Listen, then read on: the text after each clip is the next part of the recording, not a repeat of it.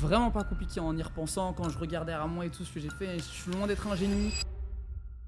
Qu'est-ce qui fait que t'as réussi, tu penses? En fait, vu que j'ai qu'un bac STMG, c'est soit je réussissais dans l'entrepreneuriat, soit je finissais genre préparateur de commandes. Vous êtes un créateur de changer votre vie. À force d'être dans le business, vous pouvez comprendre qu'est-ce qui va marcher dès le départ ou qu'est-ce qui ne va pas marcher. Personne n'a fait des résultats comme Antoine. Enfin, c'est n'importe quoi. Les meilleurs funnels pour prendre peu de risques au début, c'est...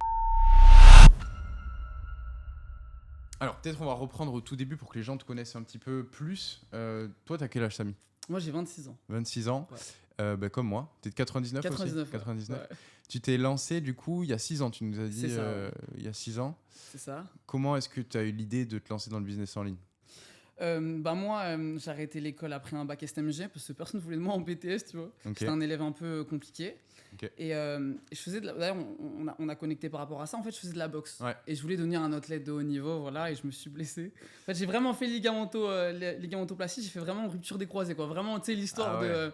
En faisant de la boxe, t'as fait ça? En faisant de la boxe, je suis tombé, je pensais qu'il s'est rien passé. Je suis parti faire une radio le lendemain, il y avait trop d'eau, donc ils m'ont dit de revenir une semaine après, ils m'ont dit rupture des croisés. Ah, merde. Donc à ce moment-là, j'étais bloqué chez moi et je me suis dit, qu'est-ce que je vais faire? Ouais. Et j'ai tapé sur YouTube comment faire de l'argent en ligne pour m'occuper. Je jouais beaucoup à League of Legends, tu joues à League of Legends? Ouais, aussi. Mais ça me saoulait, je J'aime faisais trop de games, je me suis dit, bon, je vais faire 2-3 recherches.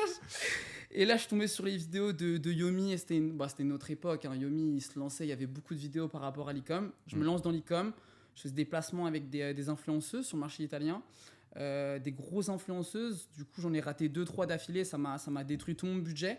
Je pouvais me relancer un petit peu avec de l'organique ou des Facebook Ads parce que ça coûtait moins cher, mais j'étais pas aligné avec le business model. Genre Ouais. j'avais l'impression que ça apportait pas de valeur et tout. Ouais. Donc c'est à ce moment-là que je découvre un gars je rencontre un gars qui faisait des sites web et en fait je deviens son gros fob. Ok. C'est-à-dire que lui il avait une expertise. Donc là c'était du done for you parce que souvent les gros fobs on est plus sur des offres done with you, do it yourself. Donc ça, pour expliquer. Ouais, Done for You, c'est que lui, il faisait vraiment un service. C'est-à-dire qu'il proposait un service clé en main. C'était lui qui délivrait le service. Et que plutôt les offres Done with You, c'est on accompagne les gens à faire quelque chose, donc accompagnement. Et Do It Yourself, bon, c'était plutôt à l'époque, avant le Covid, on pouvait vendre vraiment des formations full e-learning, quoi. Ouais. Donc voilà, moi, je l'accompagnais sur ça. Et en fait, je faisais quasiment la même chose qu'aujourd'hui, quoi. Je faisais des funnels. Je mettais en place une équipe commerciale, etc. Et puis, on a plutôt bien scalé. Et comme je t'avais raconté pour la petite histoire, c'était en 2023, je suis tombé sur un infopreneur dans l'industrie du make money. Lui, il accompagnait des gens à se lancer dans la location de voitures. Et en fait, il m'a partagé son dashboard et j'ai pété un plomb, genre. Ah ouais. Il faisait, chaque semaine, il mettait 1000 € d'ads. Il faisait un webinaire tous les dimanches, il sortait 12K. Et c'était ça tous les dimanches soirs. Putain. Et donc, je me suis dit, non, faut que je change d'industrie. abusé. Ouais. Make money, la France, elle en a marre de travailler. Grosse industrie, je rentre dedans et depuis, je suis dedans à fond. Intéressant. Nous, pour la petite anecdote, on s'est rencontrés à Bali avec Samy, complètement par hasard. On était cet été sortis d'un café et puis on a échangé comme ça, on a parlé un petit moment et j'ai bien aimé parce qu'il a une bonne énergie et ça se voit qu'il est déterminé. Et ce que j'ai adoré aussi, c'est que il a un parcours spécial parce là, en ce moment, il travaille avec un créateur qui est dans la niche du jardinage. C'est ça, ouais. Et je trouvais ça super original.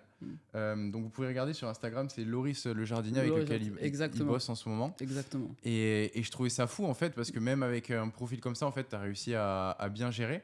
Et toi, ton profil, c'est encore plus fou, je trouve, toi, Kung Fu. Kung Fu, ouais. C'est ouf aussi, ouais. Il y a plein de niches, en fait, Ouais. on s'en rend pas compte, il y a plein Il y de en a niches. trop, ouais. Et donc l'idée, c'est qu'on revienne un petit peu sur la collaboration que tu as mis en place pour effectuer plus de 600 000 € en un an. Ok, ça c'était avant Loris. Ouais, c'était avant Loris. Donc là, pour nous situer, ça faisait combien de temps que tu étais dans le... ce Là, ça faisait à peu près 1 an et demi, j'étais dans le business. Ok. J'avais... alors ça, je t'en ai beaucoup parlé et je pense que c'est très important. Ça, c'est le meilleur conseil, je pense, que je puisse vous donner au départ. Si vous n'avez pas encore signé de votre premier créateur, votre premier infopreneur, expert, on appelle ça comme on veut. C'est que j'ai fait pas mal d'erreurs, en fait. J'ai fait pas mal d'erreurs sur l'infopreneur en lui-même. Donc, je sortais de 2 échecs par rapport à des infopreneurs qui faisaient pas le taf, en fait. Ouais. Il y en a un, en fait, il avait trop d'ego et l'autre, il n'avait pas forcément de marché. Donc, à ce moment-là, j'ai vraiment pris un Google Doc et j'ai fait vraiment une checklist. Je me suis dit, OK, il faut que la personne elle réponde tous les critères. Et c'est à ce moment-là où j'ai commencé à faire de la prospection et je suis tombé sur ces gars-là, Ryan et Martin. Ça a été un cycle de closing je les ai closés en 2 semaines, quelque chose comme ça, avec plusieurs calls. Je me rappelle, j'étais enfermé en Albanie et tout, j'étais trop déter, je voulais trop les closer et tout. Je leur apportais full valeur pendant 2 semaines. Et au bout de 2 semaines, on a démarré et on a créé ce funnel. Et ça a plutôt bien marché. D'ailleurs, un funnel un peu atypique, on en reparlera si Ouais. tu veux. Ouais. C'est intéressant que tu nous parles des échecs aussi parce que tu vois, eux, ils sont peut-être dans la même situation que toi. Il y en a beaucoup qui ont prospecté, qui ont trouvé des créateurs, certains avec lesquels ça n'a pas abouti encore. Normal. Toi, tu peux nous parler de cette phase-là où tu as eu peut-être des échecs avec certains créateurs, Ouais, bien pourquoi et comment tu as réussi à te relever? Parce qu'en fait, Ok. on sous-estime l'importance de l'état d'esprit aussi. Hmm. Tu vois, il y a beaucoup de gens qui peut-être ont essayé de trouver un créateur sans dire ça n'a pas marché. Ah, c'est de la merde ce business model, j'y crois pas. Mais toi, non, tu nous as dit que tu t'es enfermé en Albanie Hmm. et tu as continué malgré ça. Exactement. En fait, j'avais 2 créateurs.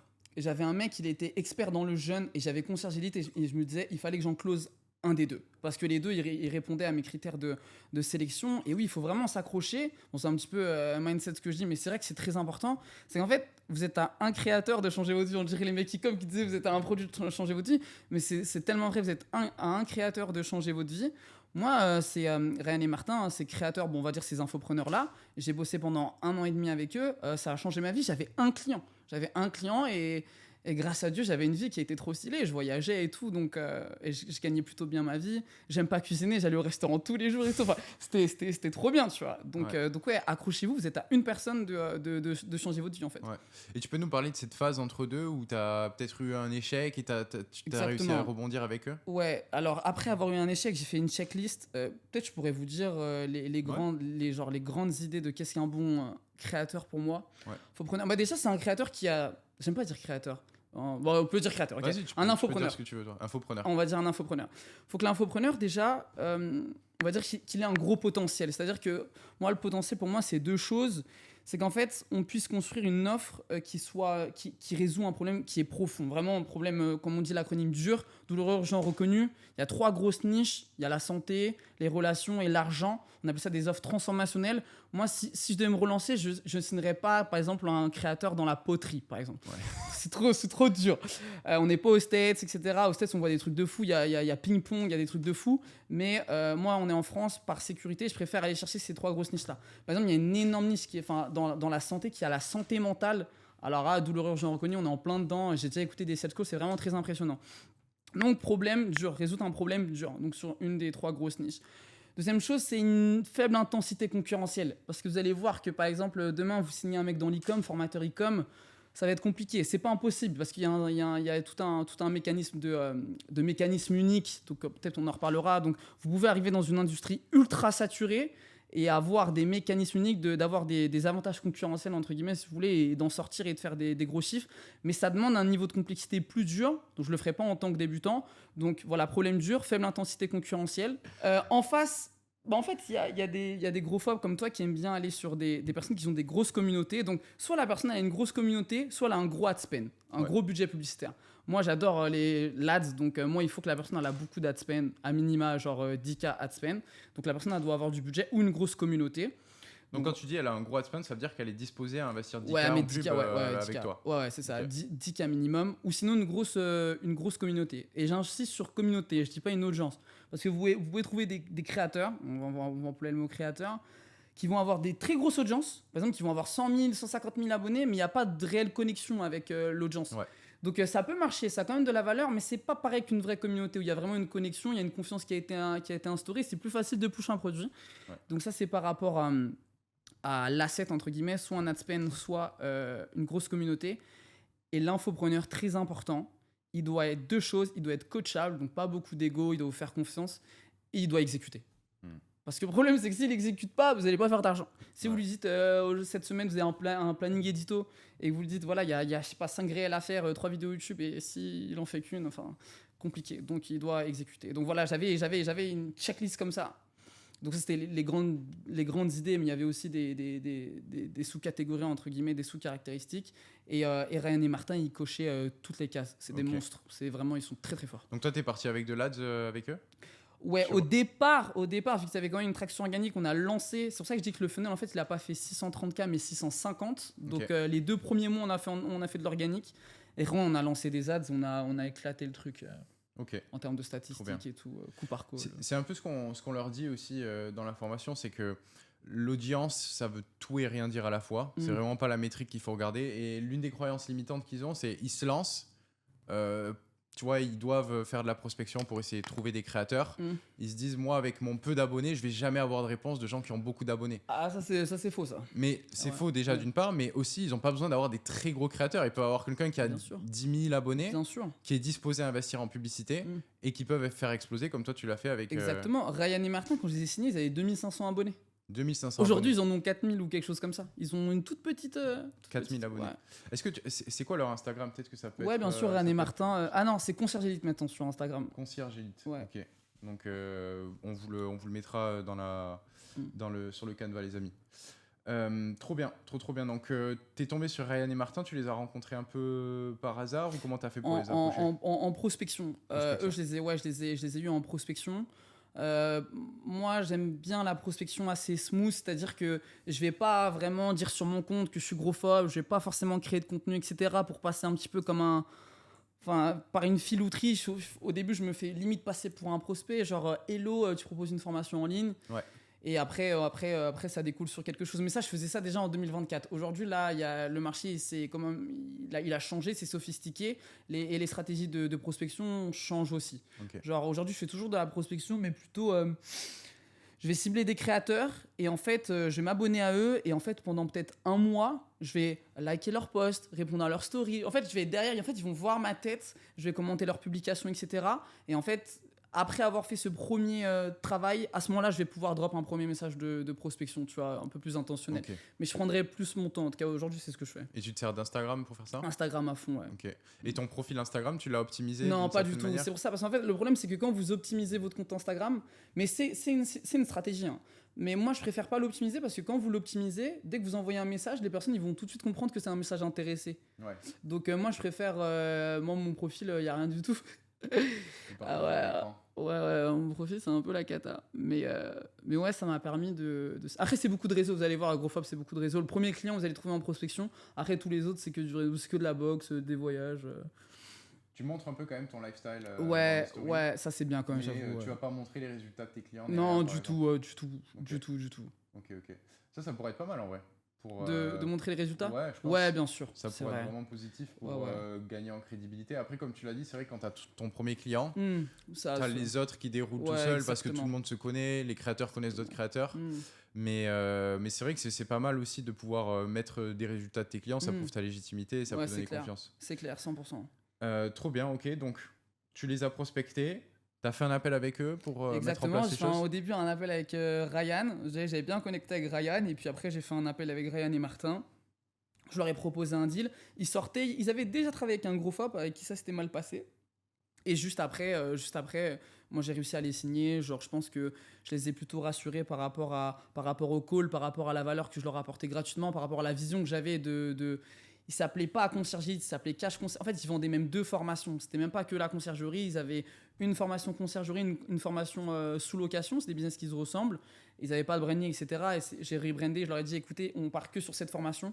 Et ils étaient totalement d'accord avec tout ça. Et puis, c'est comme ça qu'on a démarré la collab. Ouais. Ok. Et à ce moment-là, du coup, tu nous disais, ils avaient 2500 abonnés sur Instagram. Ouais. Combien à peu près de chiffre d'affaires ils faisaient avant toi? Ils faisaient à peu près entre 5 et 10 000 euros par mois. 5 et 10 000 Donc voilà, moi je préfère arriver sur des offres qui sont un petit peu... sur des business un peu développés au départ. Je trouve que c'est plus facile, même si vous pouvez start des personnes de zéro. Et encore aujourd'hui, là, je start quelqu'un de zéro. Donc même pour vous dire que, moi, peut-être qu'il est un tout petit peu plus avancé que vous, je peux lancer un mec de zéro aussi. Ouais. Ça m'arrive. Ok. Là, mais c'est plus lent parce que tu dois créer la formation avec lui. Exactement. Si c'est une formation, parce qu'on peut vendre un full accompagnement, mais oui, c'est un peu plus long au départ. Ok, trop bien. Donc avec eux, qu'est-ce que tu as mis en place quand tu as démarré la collaboration? Le funnel. Donc là, vous pouvez voir le funnel. Là, si je fais un... Tu veux écrire? Ouais, écrire. Ok. Tout ce funnel-là. Au début, on a attaqué tout ce funnel-là jusqu'à là-bas, là. Ouais. Grosso modo, en fait, si vous voulez, c'est un funnel VSL avec différentes VSL. Alors ça, c'est vrai que c'est très intéressant parce que vous allez voir que sur le marché, tout le monde fait la même chose. Le pire, c'est que quand un créateur il essaie de se développer, il fait appel à des agences ou des accompagnements. En fait, ils se retrouvent tous avec les mêmes funnels, avec des funnels VSL un petit peu éclatés au sol. Et là, donc, on avait un petit peu innové. Donc, si vous voulez, sur la plupart des funnels VSL, sur la page opt-in, il n'y a pas de VSL. Sur cette première page-là, il n'y a pas de VSL. C'est juste une headline et un formulaire. Nous, on a mis une première vidéo ici. En fait, on vend la VSL. Comment je scroll? Comme ça. La vraie VSL qui est ici, voilà, qui est la deuxième page. Donc après avoir opt-in, après nous avoir laissé ses coordonnées, donc email, numéro de téléphone et prénom, il arrive sur la page VSL et en fait c'est un format de VSL, c'est une formation gratuite en fait. C'est un petit peu, enfin vous allez voir que tout le monde fait les mêmes VSL du style il parle à l'autre gens, enfin ils essaient de casser des croyances, etc. C'est bien, je dis pas que c'est une mauvaise chose, mais il y a tellement de formats de VSL que vous pouvez faire. Un podcast comme ça avec Antoine, ça peut être une VSL.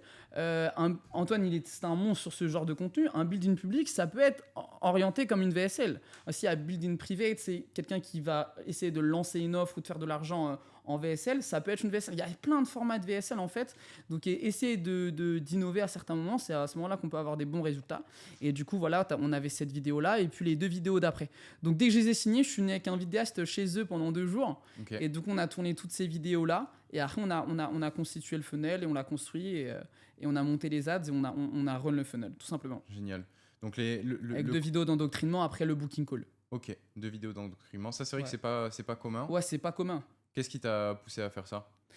En fait, c'était que... en fait, si vous voulez, le coaching, en fait, c'est très simple. C'est que la personne, elle est dans une situation, comme on dit, situation actuelle, situation désirée. Donc, elle est à un point A, elle veut aller à un point B, elle veut faire le... D'ailleurs, coaching, ça vient du mot coach. C'est un mot français, en fait. L'étymologie, c'est un véhicule. Dans les temps, enfin à l'époque, c'est un véhicule qui est tiré par un cheval. Okay. En fait, ça vient de cette étymologie-là, ce mot-là. Et en fait, c'est que les personnes, ils veulent passer d'un point A à un point B. Ils veulent avoir un véhicule, du coup. Et pour closer, en fait, il faut juste que la personne, elle ait 100% confiance dans le fait qu'on va l'emmener du point A au point B.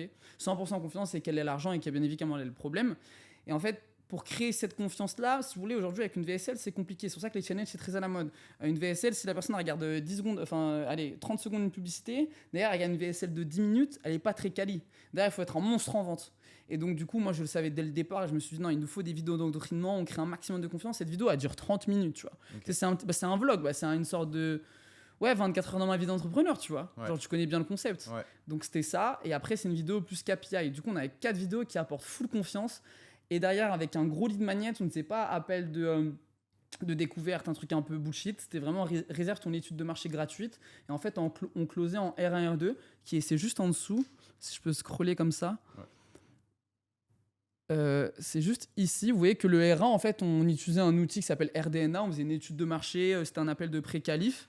Et derrière, au R2, on faisait un appel de closing. Et en fait, on avait une présentation commerciale qui était un petit peu longue, mais qui se faisait assez rapidement. En fait, on pitchait le produit et on closait sur le deuxième appel. On closait en 2 rendez-vous. Ok. Voilà. Et sur le premier rendez-vous, tu t'assurais quoi? Que la personne était qualifiée pour ton offre? Exactement.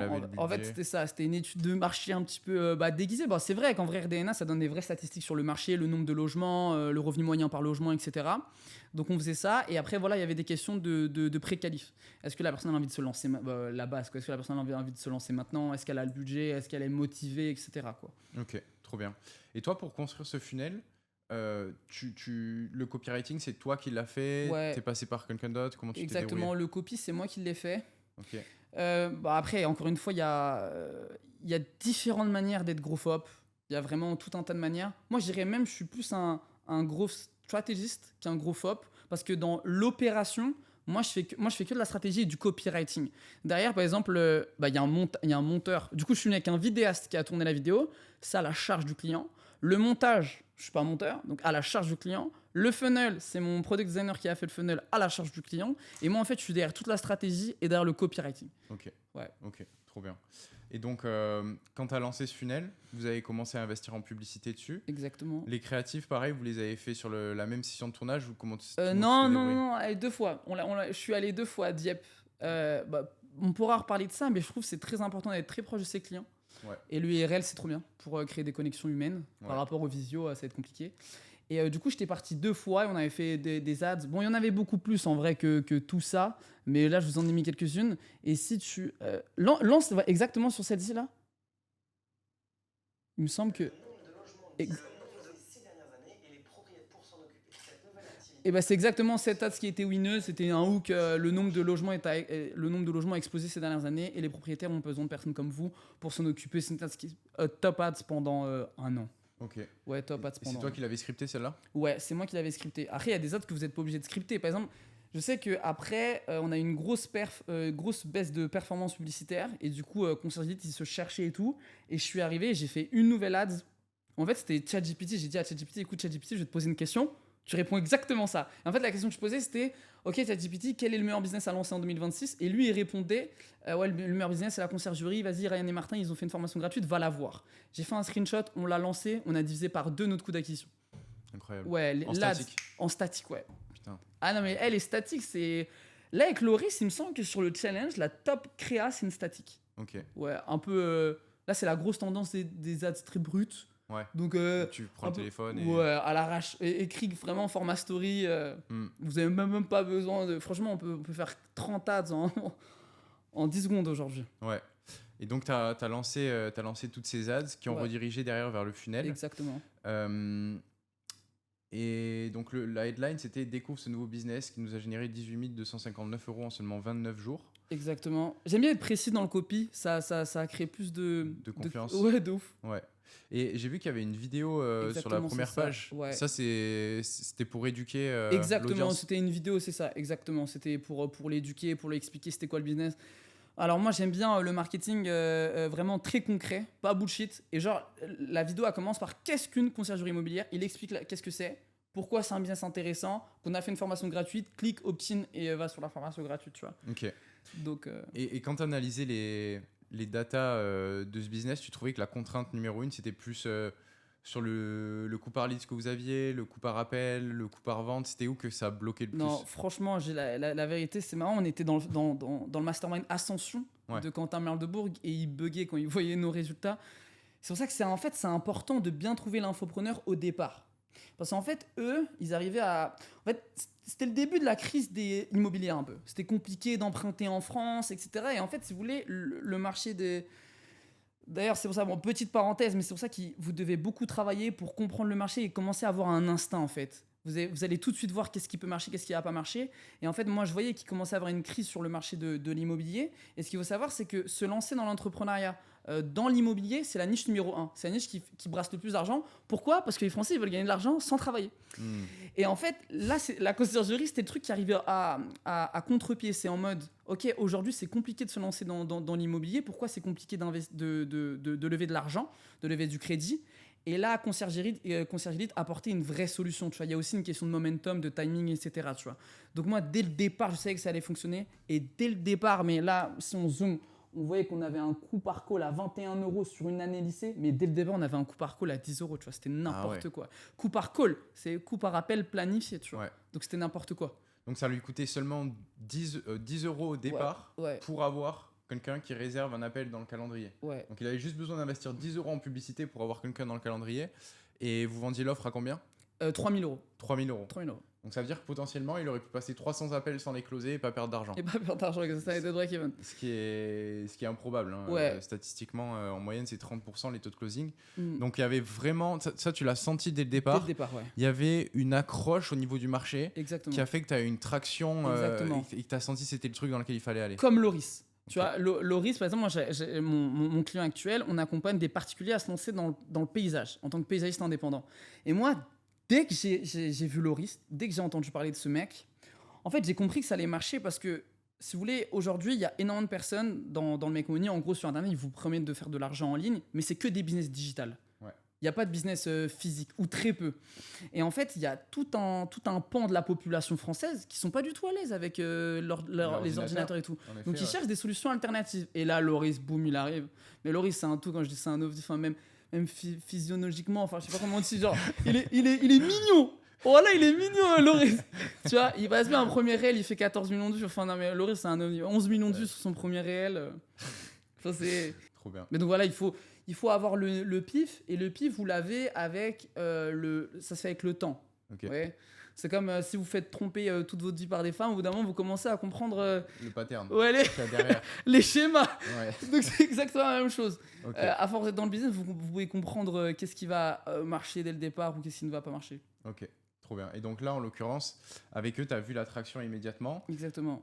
C'est toi qui as pris les premiers appels de vente ou comment tu t'es Ouais, j'ai débrouillé? pris des... Mais c'est comme ça que j'ai rencontré Loris. Ok. Loris, il avait pris un appel de vente en tant que prospect. C'est comme ça. Au début, c'est très important. D'ailleurs, tu l'avais dit sur une vidéo et ça m'avait marqué parce que, quand même, tu vois, genre, t'es très avancé dans le business. Bah, Ouais. avec ton créateur, tu prenais les calls au départ. Ouais.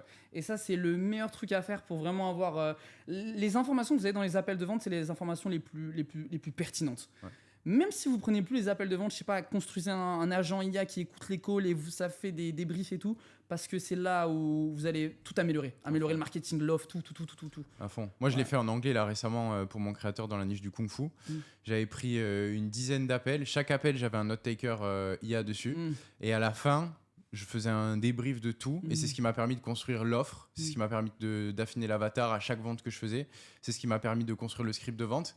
Et c'est vrai qu'on sous-estime parce qu'on se dit, bah, quand on est gros opérateur, on n'a peut-être pas forcément envie de prendre des appels, on n'a pas envie de se montrer sur les réseaux, on aime bien jouer un peu avec le funnel de vente, construire les trucs dans l'ombre, mais prendre le pouls du marché, prendre de l'information comme ça, c'est aussi comme ça qu'on arrive à cibler le bon segment. Et je sais que tu m'en avais parlé avec Loris, voilà, ouais. tu n'avais pas pris le bon segment au départ. Ouais, le bon, exactement. Est-ce que tu peux nous expliquer? Bah, si vous lancez... en fait, Loris... On est sur le marché du paysage, on accompagne des particuliers à se lancer dans le paysage, il n'y avait pas de concurrent. Donc en fait, quand il n'y a pas de concurrence, c'est compliqué parce que vous n'avez pas de point de référence. C'est-à-dire que vous ne savez pas exactement ce qui peut marcher, ce qui ne peut pas marcher. Et en fait, au début, on s'était trompé plusieurs fois sur l'avatar client. Au début, on a défini un avatar client, ça n'a pas marché, puis un deuxième, puis un troisième, etc. Et aujourd'hui, on a 2 avatars clients qui sont clairement définis, mais ça nous a pris du temps. Et effectivement, pour les trouver... Il faut parler avec le marché, il faut analyser, mais même tout est une source d'information, même les DM, tu regardes les profils, les questions qu'ils te posent, etc. Mais surtout les set calls, parce que c'est là où vous pouvez poser vos questions, vous avez le temps, etc. Et voilà, c'est en affinant l'avatar client qu'on est tombé sur aujourd'hui on en a un peu plus que 2, mais vas-y, nos 2 gros avatars clients et qu'aujourd'hui, grâce à Dieu, ça marche, tu vois. C'est quoi les gros avatars que tu as réussi à détacher? Alors, si vous voulez, c'est un business qui demande une logistique particulière. C'est pas comme lancer une agence d'agents IA, comme Yomi par exemple. Le business de Yomi, tout le monde peut le lancer. Même en tant que salarié, vous pouvez le lancer ça, travailler 1 heure par jour sur votre business, c'est OK. Mais nous, le paysage, c'est différent. Il faut être propriétaire, il faut avoir un pavillon pour avoir un lieu de stockage. Il faut acheter de l'équipement, il faut avoir un certain type de véhicule, un certain type de remorque, avoir une certaine place devant chez soi pour garer son... Enfin, ça demande une logistique particulière. Et en fait, on peut pas lancer quelqu'un... comme après un challenge en mode la personne n'a pas du tout envie de se lancer, boum, elle se décide de se lancer. Le cycle d'achat, il est plus long. Donc en fait, nous, on va vraiment s'adresser à des personnes, soit qui ont déjà pensé à se lancer mais qui ne se sont pas lancés, soit qui vont se lancer et en mode ils ont peur de faire des erreurs, soit des personnes qui se sont déjà lancées mais qui galèrent à faire des résultats. Ok. Tu vois. Il y en a aussi. Ouais, les 2 gros avatars clients. Les personnes qui souhaitent se lancer, mais genre, tu sais, leur décision, elle est quasiment prise. Et ceux qui sont déjà lancés, mais qui n'ont pas de résultats, quoi. Ok. Et avant ça, du coup, tu ciblais vraiment monsieur et madame tout le monde qui voulaient générer un complément de revenus. Et la pire erreur, c'est qu'en fait, non, on voulait vraiment accompagner, tu sais, monsieur et madame tout le monde à se lancer. Sauf que monsieur et madame tout le monde, quand ils se lançaient, bah, vu qu'ils n'avaient pas l'expérience terrain, ils nous envoyaient des vidéos de taille. De quoi? En fait, ils nous envoyaient des vidéos en train de travailler et on était à Bali avec Loris, on regardait les vidéos aussi. Faut pas accompagner ce genre de personnes-là, tu vois. Genre, c'est une catastrophe, quoi. C'était galère. Ah ouais, c'était... Et Loris, il va comprendre pas, c'est compliqué. Il faut savoir, parce que des fois, il y a tailler des haies. En province, il y a des haies, ils font 3 mètres de haut, ils sont énormes, tu vois, c'est des monstres. Faut être prêt. Ouais. Et là, t'avais des gens qui se retrouvaient face à des trucs qu'ils étaient pas prêts du tout. Ils faisaient des trucs de ouf. Ouais, avec une technique et tout. Non, c'est pour ça qu'on a raffiné. Ok, trop bien. Et donc, si on revient sur ce business-là, qu'on parle un petit peu du scaling, tu as fait les premiers appels toi-même, tu as fait les premières ventes. Pareil, sur le téléphone, tu sentais que c'était fluide, ça Alors, au bien. début, on était 3 à prendre les appels. Il y avait Ryan, moi et Martin. Okay. Et après, pour bien comprendre et tout, et dès qu'on avait bien compris, on a fait un appel à un premier closer. Premier closer. Un premier closer qui était une fille qui faisait du setting à la base. Ok. Mais dès le premier appel avec elle, j'ai tout de suite capté genre ses soft skills, comme on dit. C'est que des fois, il y a des personnes, ça va pas être des A-players, genre up. Mais de toute façon, c'est compliqué de prendre des A-players. Les A-players, ils sont que dans les business qui font de l'argent. Si votre business, il fait pas à minima 100 000 euros par mois, c'est compliqué de trouver un closer qui va vouloir. C'est comme Yomi, tout le monde voulait travailler pour Yomi. Yann Ouais. Darwin, là, les gros challenges qu'il y a en ce moment, tout le monde veut travailler pour eux parce que c'est des mecs chauds. Il y a déjà des gros flux financiers qui passent dans leur activité. Que là, sur des petits business, oubliez les high players, donc prenez des B-players et faites-les monter en compétences. Et moi, dès les premiers calls avec elle, j'ai tout de suite capté que c'est une meuf smart. Ok. Et du coup, j'ai fait beaucoup de training avec elle. Donc des roleplay, warm-up, c'est roleplay mais que sur objection. J'écoutais ses calls au départ, je donnais des feedbacks, etc. Et on faisait non, mais on faisait des trainings tous les jours. Ok. Et après, elle a pris le truc, elle a éclaté le truc aussi. Ah ouais. Ouais. Elle a assuré. Ah ouais, elle a assuré, elle a vraiment éclaté le truc. Ok. Ouais. Et t'as bossé avec elle pendant un petit moment. C'est mon amie de ouf, je bosse avec elle encore aujourd'hui et dis-toi qu'elle prend même des appels pour Loris, sur les challenges de Loris. On est très proches, je l'ai vu plein de fois en vrai, elle est venue un mois en Égypte avec moi. Trop bien. Ouais, Donc elle est très, vraiment très montée proche. en compétence Exactement. et aujourd'hui tu bosses encore avec elle. Exactement. Et petit à petit, du coup, tu as dû en recruter de plus en plus. Tu as investi plus en publicité. Ouais, non, en fait, au bout d'un moment, ils ont capté que j'étais meilleur en marketing qu'en vente. Mhm. Et du coup, après, ils ont fait appel à un head of sales. Un head of sales. Un head of sales, du coup moi, je gérais que la partie marketing et lui, je gérais la partie sales. David, d'ailleurs, s'il regarde sa vidéo, je l'embrasse, qui a été monstrueux aussi. Ok. Qui a été vraiment très très bon dans les process et tout. Je suis pas un mec des process, je suis un mec marketing, je suis pas très organisé. C'est vrai que surtout à cette époque-là, j'apprenais, je prenais conscience de mes défauts. Donc là, j'ai travaillé dessus, même si c'est pas encore ça, mais c'est pour ça qu'à ce moment-là, ils ont externalisé après la vente. Enfin, ils Ok. ont internalisé avec un head of sales qui est venu genre vraiment en présence, enfin pas en présentiel, mais dans la boîte quoi. Ok, Mm. ça marche. Et toi, tu es resté focus du coup sur les Marketing, créas, ouais. le funnel, Exactement. améliorer tout ça. Exactement. Ok. Et cette collaboration, tu es resté dessus pendant combien de temps à peu près? Mais même encore aujourd'hui, tu vois, là, ils ont fait un challenge. Il y a ma team qui travaille dessus. Moi, j'étais plutôt consultant pour eux. Donc, en fait, aujourd'hui, on est très, très, très, très, très proches. Ils font appel à moi quand ils ont des problèmes marketing. Par exemple, comme je t'ai dit, là, ChatGPT, ça, je l'ai fait il n'y a pas très longtemps. Tu vois, ils avaient un gros problème. En fait, ils avaient du mal à déléguer le media buy. Après cette collaboration, ils avaient du mal. Parce que le problème, c'est que c'est compliqué de déléguer quelque chose que vous ne maîtrisez pas. Vous n'êtes pas obligé d'être un expert pour le déléguer, mais si vous ne maîtrisez pas, en fait, vous pouvez faire bullshit, en fait. Ouais. Et vous n'allez même pas comprendre qu'on vous bullshit. Et leur media buyer, il leur racontait n'importe quoi, du style les CPL, ils montent parce que c'est la guerre en Ukraine. Tu vois, mais calmez. Tu vois. C'était leur Genre, media buyer, ça? Ouais, il leur racontait des conneries et tout. Et donc, à ce moment-là, je suis venu avec un de mes médias. Enfin, moi, je travaille avec un média buyer qui est excellent, qui s'appelle Nicolas. Je t'embrasse, Nicolas. Je l'aime trop. Un belge. Et du coup, on a vraiment structuré le truc, mis un back-end, fait plein d'automatisation aussi parce que les média buyers sont éclatés en automatisation, en tracking, tout ça. Mhm. C'est compliqué de trouver des bons. Les gens, ils pensent lancer des ads, c'est facile. Enfin, oui, mais tout ce qui est tracking, audience, tout ça, il faut être vraiment smart. Ouais. Et du coup, on leur a tout setup, on a refait des nouvelles créas et tout. Et c'était cet été. L'été dernier, c'était déjà l'année dernière. En vrai, ça passe si vite. À Bali, du coup. L'été où t'étais à Bali. Non, moi, à ce moment-là, j'étais au Maroc. Ouais. C'était juste avant. J'étais à Bali juste avant. Ok. Ouais. Ok, ça marche. Et donc, avec cette collaboration, vous avez fait l'équivalent de 625 386 euros en un an. Sur les ads. Parce que Ok. du coup, on avait lancé juste en full organique un petit peu avant. Ok. Et j'ai envie de te dire, attention aussi, c'est quand même un bon travail d'équipe. Hein. C'est pas que pour moi. Moi, j'ai juste fait la stratégie. C'est des mecs monstrueusement forts aussi dans leur truc. D'où l'importance de trouver les bons infopreneurs. Enfin, je reviens beaucoup là-dessus. C'est très, très, très, très important. Ouais, et de te taper dans le bon marché. Ah oui, bon marché, bon infopreneur, tout. Faut que tout soit aligné. Ouais, Les étoiles, ils doivent être alignés pour avoir des résultats. Mais c'est pas impossible. Hein. C'est vraiment pas impossible. trop bien. Qu'est-ce qui s'est passé entre le mois d'avril et de mai, tu t'en souviens ou pas? Pour que vous passiez de 71 En à vrai, 40. c'est sport de. Après, Comment vous dire, êtes on n'a pas remonté. été. Tout simplement, vous voyez que la croissance, elle n'est pas linéaire en vrai. Il y a des hauts, il y a des bas.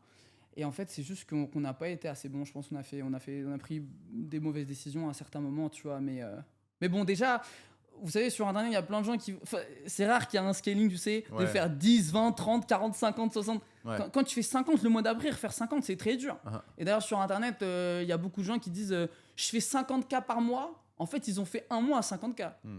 Et en cash contracté, toi-même, tu le sais. Ouais. Mais voilà, c'est les gens. Donc bon, garder un certain volume déjà de chiffre d'affaires, c'est vraiment bien. En tout cas, après ça, ils ont quand même bien scalé. Le Concierge Elite Maroc, ça a été un gros pivot aussi pour eux. Et là, ils font beaucoup, beaucoup, beaucoup d'argent. Ils sont très chauds. Concierge Elite Maroc, c'est l'expansion sur le Maroc de leur offre. Exactement.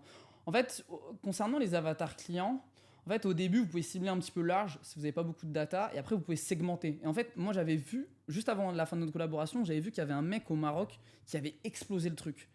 Et moi, pareil, par instinct, par compréhension du marché, je voyais que, en fait, si vous voulez, il y a énormément de, je sais pas s'il y a des musulmans dans le live, mais énormément de musulmans qui veulent faire un truc qu'on appelle la hijra. C'est qu'ils en ont marre de vivre en France parce que c'est compliqué d'être musulman en France, voilà, prier au travail, etc. C'est quasiment inconcevable.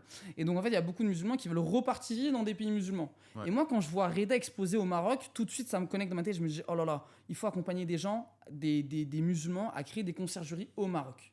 Donc pour la hijra et aussi parce que les gens ils veulent tous quitter la France. Donc moi j'ai senti le truc et avant de partir je leur ai dit les gars faites un funnel autour de Reda. Genre segmenté, genre du coup genre on a tapé mass market, on a tapé du grand public, on a fait de l'argent. La plus grosse case study ça a été Reda. Le mec Reda monstre de guerre aussi, Reda je t'embrasse. Reda il a tout explosé, je dis ok on va segmenter, on va faire un funnel sur lui. Reda, c'est un des clients qui avait acheté la formation. Exactement. Et qui a eu des résultats de fou. Il a éclaté le truc. Et tu t'es dit, lui, on peut vraiment en trouver plusieurs des Reda qui peuvent cartonner comme ça. Exactement. Et donc on a fait un premier comme ça et Reda il a explosé le truc. Ok. Et vous avez pu scaler du coup sur ce nouveau funnel en Ouais, segmentant. Là ils ont scalé. J'ai pas envie de dire on a scalé parce que j'étais plus dans la boucle à ce moment-là et j'ai pas envie de me mettre me prendre les fruits de leur travail parce qu'ils ont été très forts là-dessus, mais ils ont éclaté le truc au Maroc. Ouais. Ok. Et tu dirais que pour faire une mise en place comme ça prend combien de temps à peu près? Ah, aujourd'hui avec l'IA Ouais. 24 heures. 24 heures. Ouais, ça va vite. Tout le funnel en place. Ouais. C'est plutôt la stratégie. Stratégie, peut-être ça peut prendre un petit peu de temps, benchmarker, voir, etc. Et après, tout ce qui est copie, etc., ça va relativement vite. Bon, après, je m'emballe un petit peu parce qu'il y a forcément les trucs incompressables du style trouver une date pour le tournage, si vous allez tourner. Faire le montage. Mais attention, moi je vous conseille pas de partir sur des funnels comme ça à l'heure d'aujourd'hui. Hein. En vrai, si vous signez des créateurs, partez plutôt sur des funnels lean, très simples à lancer, genre social funnel. Genre vous lancez des ads qui redirigent sur Instagram et puis. Social funnel, c'est intéressant de l'expliquer aussi. Ouais. C'est un truc dont on parle. Est-ce que tu veux, ouais, bien sûr. Tu veux peut-être expliquer la différence entre un social funnel et un VSL funnel? Alors, bon, j'écris pas aussi bien que Antoine, hein, donc ne me critiquez pas. Donc ça, on va dire que c'est l'ad. C'est une publicité ou ça peut être un contenu organique. Il y a plein de funnels. Si vous voulez, les plus connus, on va dire, c'est la VSL. C'est le webinaire qui est très connu. Je pense que je suis trop proche. Webinaire. Donc vous êtes en live pendant 1h30 à 3h avec vos clients et à la fin, il y a un CTA. Ou sinon, là, en ce moment, ce qui est très, très à l'amende, d'ailleurs, je pense que vous avez rejoint le programme d'Antoine grâce à ça, c'est le channel. C'est 3 webinaires. Tu as fait 5 ou 3 5, 3, 2. Voilà, c'est plusieurs webinaires d'affilée qui créent un challenge et ça, c'est parfait pour créer la confiance, etc. En vrai, il n'y a pas de doute aujourd'hui, ça, pour faire beaucoup d'argent, c'est le meilleur funnel. Mais c'est le plus dur aussi à mettre en place. Mais c'est plus dur à mettre. Après, par rapport à un webinaire, moi j'aime beaucoup quand Amir Debourg ce qu'il dit, c'est que par exemple, pour faire un webinaire, ça va peut-être vous demander 10 points d'énergie. Voilà. Et pour faire un challenge, en fait, ça va vous en demander 12, quoi. Parce que vous avez déjà toute la tech, tout le truc, il faut juste faire deux decks. Si on fait 3 jours, 2 decks supplémentaires. 2 decks supplémentaires, ouais. Donc bon, vous avez toute la tech et tout, quitte à faire un webinaire, autant faire un challenge. Pour le créateur c'est plus difficile parce qu'il faut être en live plusieurs soirs de suite. Exactement, il faut être plusieurs lives. Mais bon pour l'argent qu'il a gagné, oui. Il peut faire l'effort. Pour l'argent qu'il a gagné, ça va. Mais les challenges, c'est une bonne stratégie. Toi, tu penses qu'il faut quand même un certain budget à investir pour des challenges? C'est pas accessible à des... Ouais, moi je ferais pas... Comme je disais, moi c'est minimum 10K ads et je fais pas de challenge à moins de 10K ads. Ouais. Mais on peut, hein. Non, mais après, il y a un minimum quand même. Il y a un minimum. Parce que si tu te retrouves en live, parce qu'il faut savoir, c'est que c'est pas le nombre d'inscrits. Par exemple, si vous avez 200 inscrits, il va pas avoir 200 personnes dans le live. Il y a un truc qui s'appelle le sub rate. Sub rate, c'est le taux de présence, quoi. Et le sub rate, en vrai, en ce moment... Surtout avec là, ça dépend, vous ciblez quel marché, mais là en ce moment tout le monde fait des challenges. Ça peut aller de 10% pour les plus nuls à 33% pour les A-players, quoi. 33% et c'est énorme. Mais il a fait une masterclass à ce sujet, Antoine. Je vous invite à aller la regarder sur sa chaîne, sur ton challenge à toi. Où je parle des choix après, de ce qu'on a mis en place et tout. Tout ce que tu as fait. Ouais, et même nous, tu vois, malgré tout ce qu'on avait mis en place, on a été super déçus des choix après. Donc, pour bien comprendre les choix après, c'est le nombre de personnes qui se sont inscrites au challenge et qui viennent le jour du live.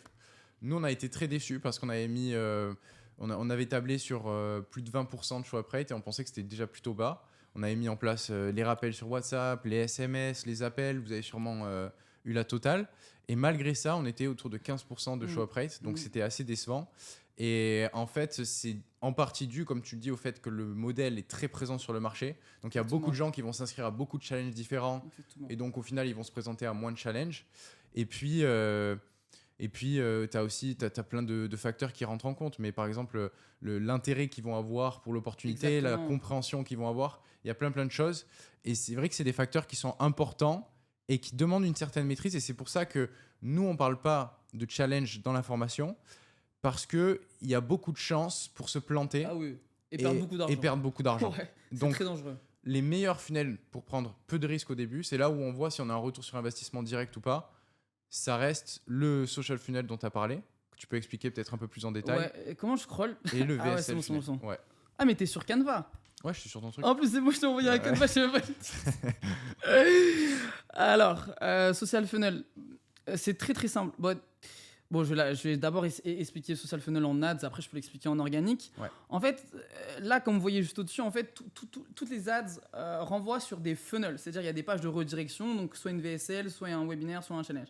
Donc des pages opt-in à tous les coups. En fait, le social funnel, c'est une ads en fait, qui va directement rediriger vers le compte Instagram. DJ account. Bon, vous avez compris. Et en fait, l'idée de cette ads-là, c'est d'aller chercher soit une interaction, c'est que soit la personne s'abonne, soit la personne interagit avec nos contenus, et après, du coup, on fait ce qu'on appelle du DM setting. Ça, Antoine, par exemple, il maîtrise ultra bien ce sujet. Et DM setting qui ramène sur un sales call. Donc, il y a soit vraiment, on va chercher les gens grâce au DM setting, soit je sais qu'il y a d'autres personnes, comme par exemple Kika. Je sais pas si tu vois c'est qui. Kika, c'est un Renoir sur le marché FR qui est très chaud. Où en fait, lui, il va tout simplement faire une ads qui renvoie sur Instagram. Et en fait, il va même pas forcément les setter, il va laisser se nurturer les gens tout seul. Et en fait, il va récupérer que les gens chauds, par exemple, à 30-60 jours après la découverte du compte. Il va faire par exemple un CTA en story, il va récupérer les calls et les closer en fait. Ok. Donc soit il y a ce système-là où c'est vraiment intentionnel, on va DM les gens, on va setter les gens pour les ramener en call, soit on les laisse se chauffer et on les cueille au bon moment, au moment où ils ont bien été nurturés. Ok. Donc ça, c'est vraiment des ads qui redirigent vers le profil Instagram. Ah ça c'est pas... Excuse-moi, vas-y. Le contenu va permettre de générer de la confiance, les gens vont s'abonner. Et derrière, les setters en DM vont pouvoir rediriger vers les appels de vente. Ouais. Ça rejoint un petit peu ce que nous, on leur apprend, puisque nous, on leur dit qu'au départ, ils peuvent faire leurs premiers euros juste avec de l'organique, en mettant en place soit du DM pour les nouveaux abonnés, soit des appels à l'action en CTA avec les stories de leurs créateurs pour générer des leads en inbound. Et donc ça, pour commencer, c'est vraiment le plus simple à mettre en place si vous voulez faire de l'ads. Ouais, t'es chaud sur ManyChat, ouais. Par exemple, tout le système ManyChat, tout ça. Il y en a qui mettent du setting IA aussi. Bon, ça vaut ce que ça vaut, mais c'est intéressant. Et en fait, ce funnel, c'est vraiment un cheat code. Hein. Genre, faites ce funnel-là. Pour plein de raisons. Parce que ça vous demande pas de compétences en funnel building. On s'en fout, pas besoin d'être fort sur system.io, etc. Parce que le cœur du business, en fait, c'est le compte Instagram. Et ça peut démarrer vraiment avec un faible budget, ça demande comme je vous l'ai dit pas beaucoup de compétences. Et derrière les calls que vous récupérez, c'est quand même des calls de mecs qui sont quand même quali de ouf quoi. Ouais. VSL, funnel VSL, moi je m'appelle Samy VSL sur Instagram, j'adore la VSL, mais aujourd'hui sur du call traffic je fais pas de VSL. Hein. Genre trop dur.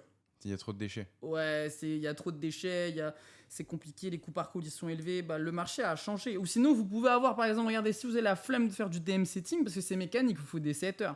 En fait, vous pouvez faire de l'ADS, bon, je rentre un peu dans la technicité, qui renvoie sur le compte Instagram. Et en fait, si vous voulez, après, Meta, il peut recibler toute l'audience qui interagit avec votre compte Instagram. Et là, les recibler dans un funnel VSL. Ça, c'était un logo play, hein, c'est dégueulasse, mon logo. Mais voilà, ça, c'est l'idée. Donc, je ne ferai pas sur du call traffic. À la rigueur, faites des funnels VSL sur du trafic plutôt ched ou plutôt chaud, quoi. Ouais. Donc ça, c'est un peu plus technique. Il faut mettre en place des pixels, il faut retargeter les gens qui se sont déjà abonnés, il faut avoir des audiences particulières. Exactement. Mais pour démarrer, déjà, ads avec le compte Instagram et derrière des setters, des DM qui redirigent vers les sales calls, ça fonctionne bien. Exactement. Et donc, toi, tu l'as mis ça en place sur certains créateurs ou pas? Ouais, bien sûr. Là, comme je dis, j'ai des trucs que je starte aussi. Bon, on start tout juste, mais un mec dans la pêche. Ok. Ouais, un mec dans la pêche. On a lancé ce funnel-là. Et moi, j'accompagne aussi, j'ai un client qui s'appelle Mathéus. Et Mathéus, c'est le king of ce funnel-là. Okay. Mathéus Hriniki, d'ailleurs, je vous invite à vous abonner sur son compte Instagram. c'est très important de comprendre qui est bon sur le marché, que ce soit sur Instagram, sur YouTube aussi, pour apprendre des choses tous les jours. Ouais. C'est vraiment très important que même si vous apprenez par Antoine, de vraiment, sans vous défocus quand même, attention, voilà, de suivre majoritairement ce qu'il dit Antoine, parce qu'il y a peu de personnes qui ont fait autant de chiffres que Antoine sur le marché FR, mais de toujours voir un petit peu ce qui se passe de manière macro sur le marché. Et donc Matou, c'est celui qui a limite ramené ça en France. Tu Ok. vois, genre, Ok. très très chaud. Et donc là, aujourd'hui, toi, tu t'es focus plus sur Loris. Loris. Ouais. Full Loris, c'est un énorme marché, il n'y a pas beaucoup de concurrence. Loris le jardinier, sur le Insta. Loris. Oh non, je crois que c'est Loris que jardinier. Pardon, Loris jardinier. Donc moi, je suis que. Ouais, Loris tiré du bas jardinier. Moi, je suis que focus sur lui. Et non, en vrai, non. Enfin, j'ai envie que Loris croit que je. Parce que chaque fois, il me dit, non, mais Loris, c'est très bien, je suis sur d'autres trucs. J'ai un autre gars, là, on va lancer prochainement un challenge. En gros, c'est un accompagnement à destination des vidéastes indépendants pour leur permettre de vraiment structurer leur activité et de la développer. Parce qu'il y a beaucoup de vidéastes indépendants qui font pas d'argent. Et du coup, là, pareil, j'ai un petit mec dans la pêche, mais lui, c'est pour m'amuser un petit peu. On va juste créer un school à 29 € par mois. Mais attention, c'est bien aussi d'avoir du low ticket, ça peut scaler fort. Même si je vous conseille de partir sur du high ticket, partez sur du high ticket, ça va être plus facile de faire de l'argent. Ouais, à fond. Ouais. À fond. Top. Si vous avez des questions, vous pouvez nous les poser dans le chat. On a fait un tour sur ce que Samy a mis en place chez ses créateurs. Est-ce que ça vous apporte de la clarté? Alors, peine, Gauthier, la peine, c'est tout simple que. C'est simple. En fait, c'est que les gens en ont marre de leur taf. Donc, tout de suite, tu vois, tout ce qui est dans le Make Money, le vrai Make Money, pas ceux qui accompagnent des gens à développer leur chiffre d'affaires, ceux qui accompagnent des particuliers à se reconvertir dans l'entrepreneuriat, la peine, elle est connue. C'est que les Français, ils ont marre de leur taf. C'est très simple. Je crois que c'est le pays qui consomme le plus d'antidépresseurs au monde. Les gens, ils veulent partir de leur taf. Surtout depuis les réseaux sociaux, les gens, ils ont compris qu'on peut avoir d'autres vies. Ouais. Et voilà, on peut vivre, voyager à travers le monde. Voilà, comme je l'ai rencontré à Bali. Et puis, franchement, c'est pas compliqué. Hein. Les mecs et les filles là, qui sont dans le chat, vraiment, accrochez-vous parce que c'est vraiment pas compliqué en y repensant. Quand je regarde derrière moi et tout ce que j'ai fait, je suis loin d'être un génie. J'ai un bac STMG. J'ai galéré à l'avoir. J'ai fait appel à STMG, ils voulaient même pas de mon STMG. Non, c'était trop une dinguerie. Donc, je suis pas plus intelligent que la moyenne. Donc, je suis sûr qu'il y a des gens bien plus smart que moi. Donc, Qu'est-ce qui fait que tu as réussi, tu penses? je me suis Mais moi, en fait, vu que j'ai qu'un bac STMG, c'est soit je réussissais dans l'entrepreneuriat, soit je finissais genre préparateur de commandes, Uber Eats et tout. Ouais. Et pour moi, je suis un Algérien, j'ai trop d'ego, c'est impossible, tu vois. Pour le regard de mes parents et tout, c'est pas possible. Donc, il fallait que je m'accroche. Et puis, vas-y, c'est l'ambition. Tu vois, on veut tous faire des grandes choses, voyager et tout, c'est stylé. Ouais. Ça a changé quoi pour ta vie aujourd'hui d'avoir lancé cette activité? Si tu compares l'avant-après. Ah, bah, tout. Je sais pas s'il y a des croyants, par exemple, notamment des musulmans. Je sais que t'es chrétien, mais je sais pas comment vous priez les chrétiens. En l'église. Il y a pas de. Ouais. Non, on prie pas tous les jours. Ouais, non, mais il y a moins de régularité.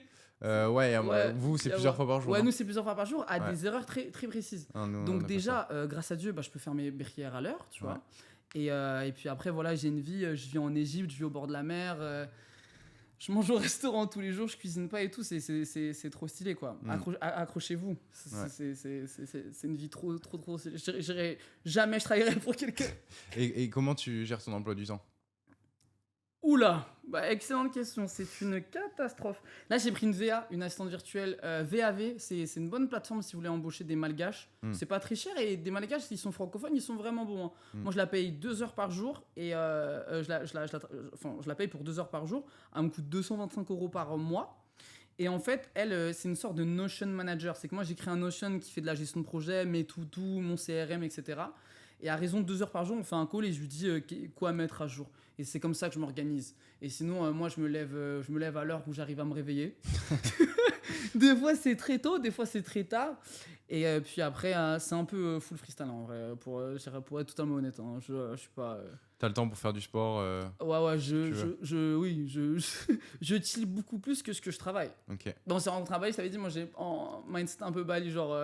je travaille 2 heures par jour, quoi. Ouais. Genre, tu préfères profiter de la vie. Exactement. C'est tout à fait légitime. Hein. Exactement. Et puis j'ai pas de femme, pas d'enfant, donc je peux en profiter. Bon, après, c'est sûr que la vie change après et qu'il faut travailler plus, mais oui, c'est comme ça que moi je vois le truc, quoi. T'as investi sur toi? En vrai, non. Je peux pas. Genre, faut pas que je monte. J'ai pas acheté de formation. Ok. Mais parce qu'il y en avait pas à l'époque. En fait, je suis en train de me C'était dire, quoi, il y a 6 ans? ouais, en vrai, il y aurait ta formation, je l'aurais probablement acheté. Ouais. Aujourd'hui, il y a plein d'acteurs qui accompagnent des gros phobes. Ouais. J'aurais sûrement acheté, mais à mon époque, il y avait pas de ça. Moi, c'est beaucoup de funnel hacking, c'est-à-dire que je consomme énormément de contenu publicitaire. Par exemple, moi, quand je vais sur Insta, je scrolle jusqu'à que voir des publicités. Et je rentre dans les publicités, je rentre dans les funnels, je télécharge tout, je regarde tout. Je suis H24 dans des webinaires, H24 dans des challenges, je regarde H24 des VSL. Donc ça, je prends beaucoup d'informations en funnel hacking, donc en espionnage, veille. Beaucoup de contenu, je consomme beaucoup de contenu encore aujourd'hui, beaucoup de contenu et c'est ça, test and learn, donc je teste des trucs et itération. D'ailleurs, il y a une mise à jour sur Instagram, et ça c'est un tip de fou que je vous donne. C'est que, en gros, sur Instagram, si vous scrollez, que ce soit sur Instagram Reel ou Instagram Feed, en fait, vous pouvez regarder les stories expirées, mais il y a une nouvelle fonctionnalité, c'est en fait, vous pouvez scroller que des contenus sponsorisés, que des publicités. Ah oui. Ouais, et vous cliquez, vous arrivez, vous avez un feed, c'est que des ads. Ok. Et ça, c'est vraiment un cheat code. Vous scrollez, même si vous voulez faire des ads, vous n'allez pas faire des ads. Genre, vous pouvez juste prendre les ads par rapport à la psychologie de votre avatar client et les angles marketing et réadapter les concepts, genre avec aucun talent de copywriter, même si c'est pas forcément ce que je conseille. Je vous conseille de comprendre ce que vous faites. Mais voilà, vous pouvez voir full ads. Et moi, je fais ça le matin, je bois mon café, je suis là, je scrolle des ads. Tu vois. Ok. Tu vois, tout le temps. Ça, c'est super important pour essayer de comprendre parce qu'en fait, si vous voyez des ads sur votre profil, il y a de fortes chances pour qu'elles soient rentables. Et donc, c'est hyper important de comprendre la structure, les hooks qui sont utilisés, comment est-ce qu'ils s'adressent à l'avatar, et juste modéliser en fait ce qui fonctionne déjà. Toutes les ads que vous voyez sur votre profil, si elles sont là, c'est qu'il y a une raison. Et tous les funnels qu'il y a derrière, s'ils sont là, c'est parce qu'ils convertissent. Et donc, l'idée, c'est vraiment de vous imprégner, de vous immerger dans ce qui fonctionne au quotidien. Et cette stratégie d'avoir uniquement des ads sur votre profil, c'est génial pour ça, pour reproduire ce qui fonctionne en ce moment. Parce que les marchés bougent continuellement. Ce qui marchait il y a un an, ça ne marche plus forcément aujourd'hui. Et donc, c'est important de faire de la veille concurrentielle en continu. Et c'est un très bon moyen de se former au marketing. Et ça, tu comprends le marché et tout, tu vois un peu ce qui se fait, les tendances et tout. Donc, très important de faire de la veille. Ouais. Mais vous savez que personne, écoutez-moi bien, même les gens qui parlent de leurs résultats, personne n'a fait des résultats comme Antoine. C'est genre, c'est top 5%, tu vois. Genre, je connais peut-être que, 3-4 mecs, ils ont fait autant. Enfin, c'est n'importe quoi. Ouais. C'est n'importe quoi. Ouais, et comme tu dis, il y a beaucoup de gens aussi qui vont mentir sur leurs chiffres parce que ça leur donne une certaine crédibilité. Exactement. Moi, je sais que j'ai toujours été transparent. J'ai toujours parlé en cash collecté. Et quand ça montait, je le disais. Quand ça baissait, je le disais aussi. Exactement. Donc, je pense que honnêtement, vous êtes au bon endroit si vous voulez apprendre. Ah oui. Vous pouvez compléter avec des vidéos YouTube. Moi, c'est ce que je faisais aussi quand j'étais dans des accompagnements. Mais essayez de pas trop vous défocus. C'est souvent une erreur qu'on peut faire. C'est qu'on peut avoir le syndrome de l'objet brillant et se dire « Ah ben là, j'étais sur un funnel VSL. L'autre, il parle de funnel webinaire. Ah, ça doit être mieux, ça doit marcher. Ouais. Et du coup, tu passes d'un truc à l'autre et au final, tu n'avances jamais vraiment. Alors qu'en fait, tout pourrait potentiellement marcher à condition que vous fassiez preuve de persévérance, que vous mettiez en place les bonnes choses. Exactement. Et que vous preniez le pouls sur vos marchés. Comme le disait Samy, il y a des créateurs avec lesquels ce sera plus simple que d'autres. C'est factuel. C'est clair. Parce qu'il y a de la demande, parce que voilà, on lance les ads, on sent que les coûts par call sont pas chers, les coûts par lead sont pas chers. Et ça demande du test et c'est important d'avoir le bon état d'esprit pour ça. Et souvent, regarder plus de vidéos YouTube, c'est pas ça qui va vous permettre de passer plus rapidement les paliers. C'est de mettre en place les choses et de prendre du feedback. Bien sûr. Surtout que chaque business a ses spécificités. Sur YouTube, on va apprendre des choses qui sont généralistes, mais vraiment pour avoir la vraie data, il faut opérer. Voilà. Il faut faire les trucs, tester des trucs, voir les trucs, et il n'y a que comme ça que ça va marcher. Genre ça fait 6 ans que je fais des ads, même quand je lance des ads, genre je vais drop par exemple une 30aine d'ads, je pourrais même pas dire ce qui va marcher. Genre. On peut pas savoir. Tu peux pas savoir. Et après, il y a des trucs qui sortent, tu te dis ok, et après, t'itères et tout, mais c'est vraiment l'itération terrain. Genre vraiment passer à l'action. Et voilà, ce funnel-là, social funnel, c'est ce qui marche le mieux. Et quelqu'un a posé la question en organique. En organique, c'est exactement ce que dit Antoine de faire, c'est de créer du contenu setting closing. Setting closing. Tout simplement. Et rien que ça, vous pouvez monter... si vous avez 20% d'un créateur qui monte rapidement à 10K par mois, et 10K par mois, Dieu sait que c'est pas beaucoup, s'il fait les choses correctement, vous faites 2K par mois. Quoi. Voilà. Moi, ce que je leur recommande, c'est dans un premier temps, il n'y a pas forcément besoin de la publicité. Dans un premier temps, vous pouvez déjà aller chercher l'audience chaude du créateur, que ce soit par des conversations, par des appels à l'action, les prendre sur des appels, du setting, du closing. Ça vous permet déjà de comprendre quel avatar vous allez cibler. Ça vous permet de générer potentiellement les premiers revenus, de créer de la trust avec le créateur. Et une fois que vous avez ces premiers revenus qui sont là, vous pouvez réinvestir en publicité pour envoyer plus de trafic, mais vous savez à qui vous vous adressez, vous avez déjà des feedbacks sur le marché, et donc vous pouvez adapter vos créatives, vous pouvez tester plus de choses. Et je pense que c'est le process le mieux quand on part de zéro, parce que souvent, on a peu de temps à disposition. Il y a beaucoup de gens qui se lancent en parallèle de leur taf. Et donc, faire des publicités, mettre en place un VSL funnel, etc., c'est complexe, ça demande du temps pour l'apprendre. Et ils n'ont pas forcément de gros budgets à mettre, ou alors il peut y avoir des contraintes avec leurs créateurs qui ne veulent pas mettre. Et donc, le mieux, dans un premier temps, je pense que ça reste l'organique. Et une fois qu'on a des résultats avec l'organique, là, on peut envoyer sur de l'ADS parce qu'on a déjà fait nos preuves et parce que ça fonctionne bien. Ouais, c'est excellent ce qu'il dit Antoine, parce qu'en plus, ça va rassurer le créateur de faire déjà de l'argent en organique, parce qu'il y a des gens, il y a même des gens qui font de l'argent mais qui veulent pas investir, ils ont peur, en fait, ils disent est-ce que je vais avoir un ROI, etc. Donc tout de suite ça lui débloque des trucs dans sa tête, il va se dire ah ouais ça fait de l'argent, j'ai déjà fait 1500, 2000, même si vous faites 2-3 ventes, il va voir qu'il y a de l'argent, il va se dire ok c'est bon, push en ad. Exact. La plateforme des ads, Ali, on en parle dans la formation. Meta Ads, Ouais. donc ça diffuse sur Facebook et Instagram. C'est le meilleur en termes de tracking et tout. En vrai, Zuckerberg, s'il est aussi riche, c'est que l'algorithme publicitaire est incroyablement bon. Ouais. Du coup, avec Loris Jardinier, tu as lancé la formation et tu arrives à faire combien en moyenne par mois? Alors, avec Loris, c'est plus un accompagnement. Bon, après, les termes, voilà. Bon, formation, ça marche plus vraiment. Hein. Ne faites pas un truc fully learning. Plus de l'accompagnement, c'est très tendance l'accompagnement. Ouais. Même par exemple, le IRL, c'est tendance. Les gens, ils aiment bien avoir des offres où il y a des fois des rencontres en IRL, mais ça peut être même gratuit. Genre, on peut faire un truc dans un bar ou quoi. Mais les gens, ils ont envie de sentir qu'ils sont dans une aventure. Et là sur le dernier challenge, on a fait 60K. Et là, on est en challenge dimanche et on vise entre 100 et 130K à peu près. Sur le challenge? Sur le challenge avec Loris, ouais. C'est top. Et vous avez fait combien de temps de préparation, d'ads pour... Alors, on diffuse depuis... en tout, il y aura 9 jours de diffusion d'ads en contenu pareil. Parce qu'en fait, Loris, avec les fêtes de fin d'année et tout, il avait cut le contenu. Et parce qu'en fait, on est rentré dans le mastermind ultra là, de Marvin Zai. Donc à ce moment-là, il s'était chauffé, il avait fait masse contenu parce que Marvin Zai, c'est ce qu'il prône sur les réseaux. Et derrière, en fait, il s'est fatigué. Il était fatigué. Donc on n'a pas fait de contenu. Et là, on a repris après une dizaine de jours en amont. C'est bien, webinaire. Je sais pas, toi, tu diffuses combien de temps en avant on avait fait 2 semaines la première fois. Ouais. Et en fait, on avait eu des choix prêts qui n'étaient pas très bons aussi. Et on s'est dit peut-être qu'il y avait un lien trop long. Ouais, entre l'inscription du mec et la date du challenge. Et du coup, qu'il y en avait peut-être beaucoup qui n'avaient pas show up à cause de ça. Donc, on avait raccourci la fenêtre. Ça n'a pas changé grand-chose. Ça n'a pas, ouais. Non. Donc, 2 semaines avant, je pense que c'est bien. 2 semaines, 10 jours. Une semaine et demie, 2 semaines. Ouais. Et vous vendez à combien avec Loris là? 4K. 4K. 3900. Et donc, être exact. 3900, vous apprenez à des gens à devenir paysagistes. Exactement. Et ok, putain, c'est... Elle offre... En vrai, je pourrais peut-être vous faire un truc où je fais un loom de l'offre. Il faut avoir le bon infopreneur et le bon produit. Le bon produit. Et genre, il y a vraiment des produits, ils sont excellents. Genre, dès que tu es en call avec les gens et tu leur parles du produit, ils sont choqués. Il y a aussi, je trouve, une grosse tendance done for you, tu vois. Je trouve que il y a beaucoup de gens, maintenant, même quand ils achètent un accompagnement, ils aiment bien avoir... Vous savez, c'est l'équation d'Armosy, là. Tu la connais, l'équation d'Armosy de valeur, là? Ouais. Tu la connais mieux que moi, j'en suis sûr. Ouais. C'est quoi? C'est genre... C'est en fait la personne, quand elle achète, elle doit se dire qu'elle va forcément réussir, donc beaucoup de confiance, avec peu d'efforts et peu de temps. Ouais. Donc si par exemple, il y a des trucs en done for you du style, je vous donne un exemple. Nous, avec Loris, vu que c'est des provinciaux qui maîtrisent pas les réseaux sociaux et que nous, on push l'idée de faire des publicités sur Facebook, en fait, on les fait pour eux. Ok. Voilà. Donc ça, c'est du done for you. Donc même si on achète un accompagnement, il y a aussi du done for you. On leur crée leur société, créer une boîte dans le paysage, c'est pas évident, ils sont pas rattachés à l'URSSAF, mais à la MSA. On leur crée leur boîte, on leur crée leur site web, on leur crée leurs ads. Et Concierge Elite, pareil, Concierge Elite, c'est à tout un truc done for you.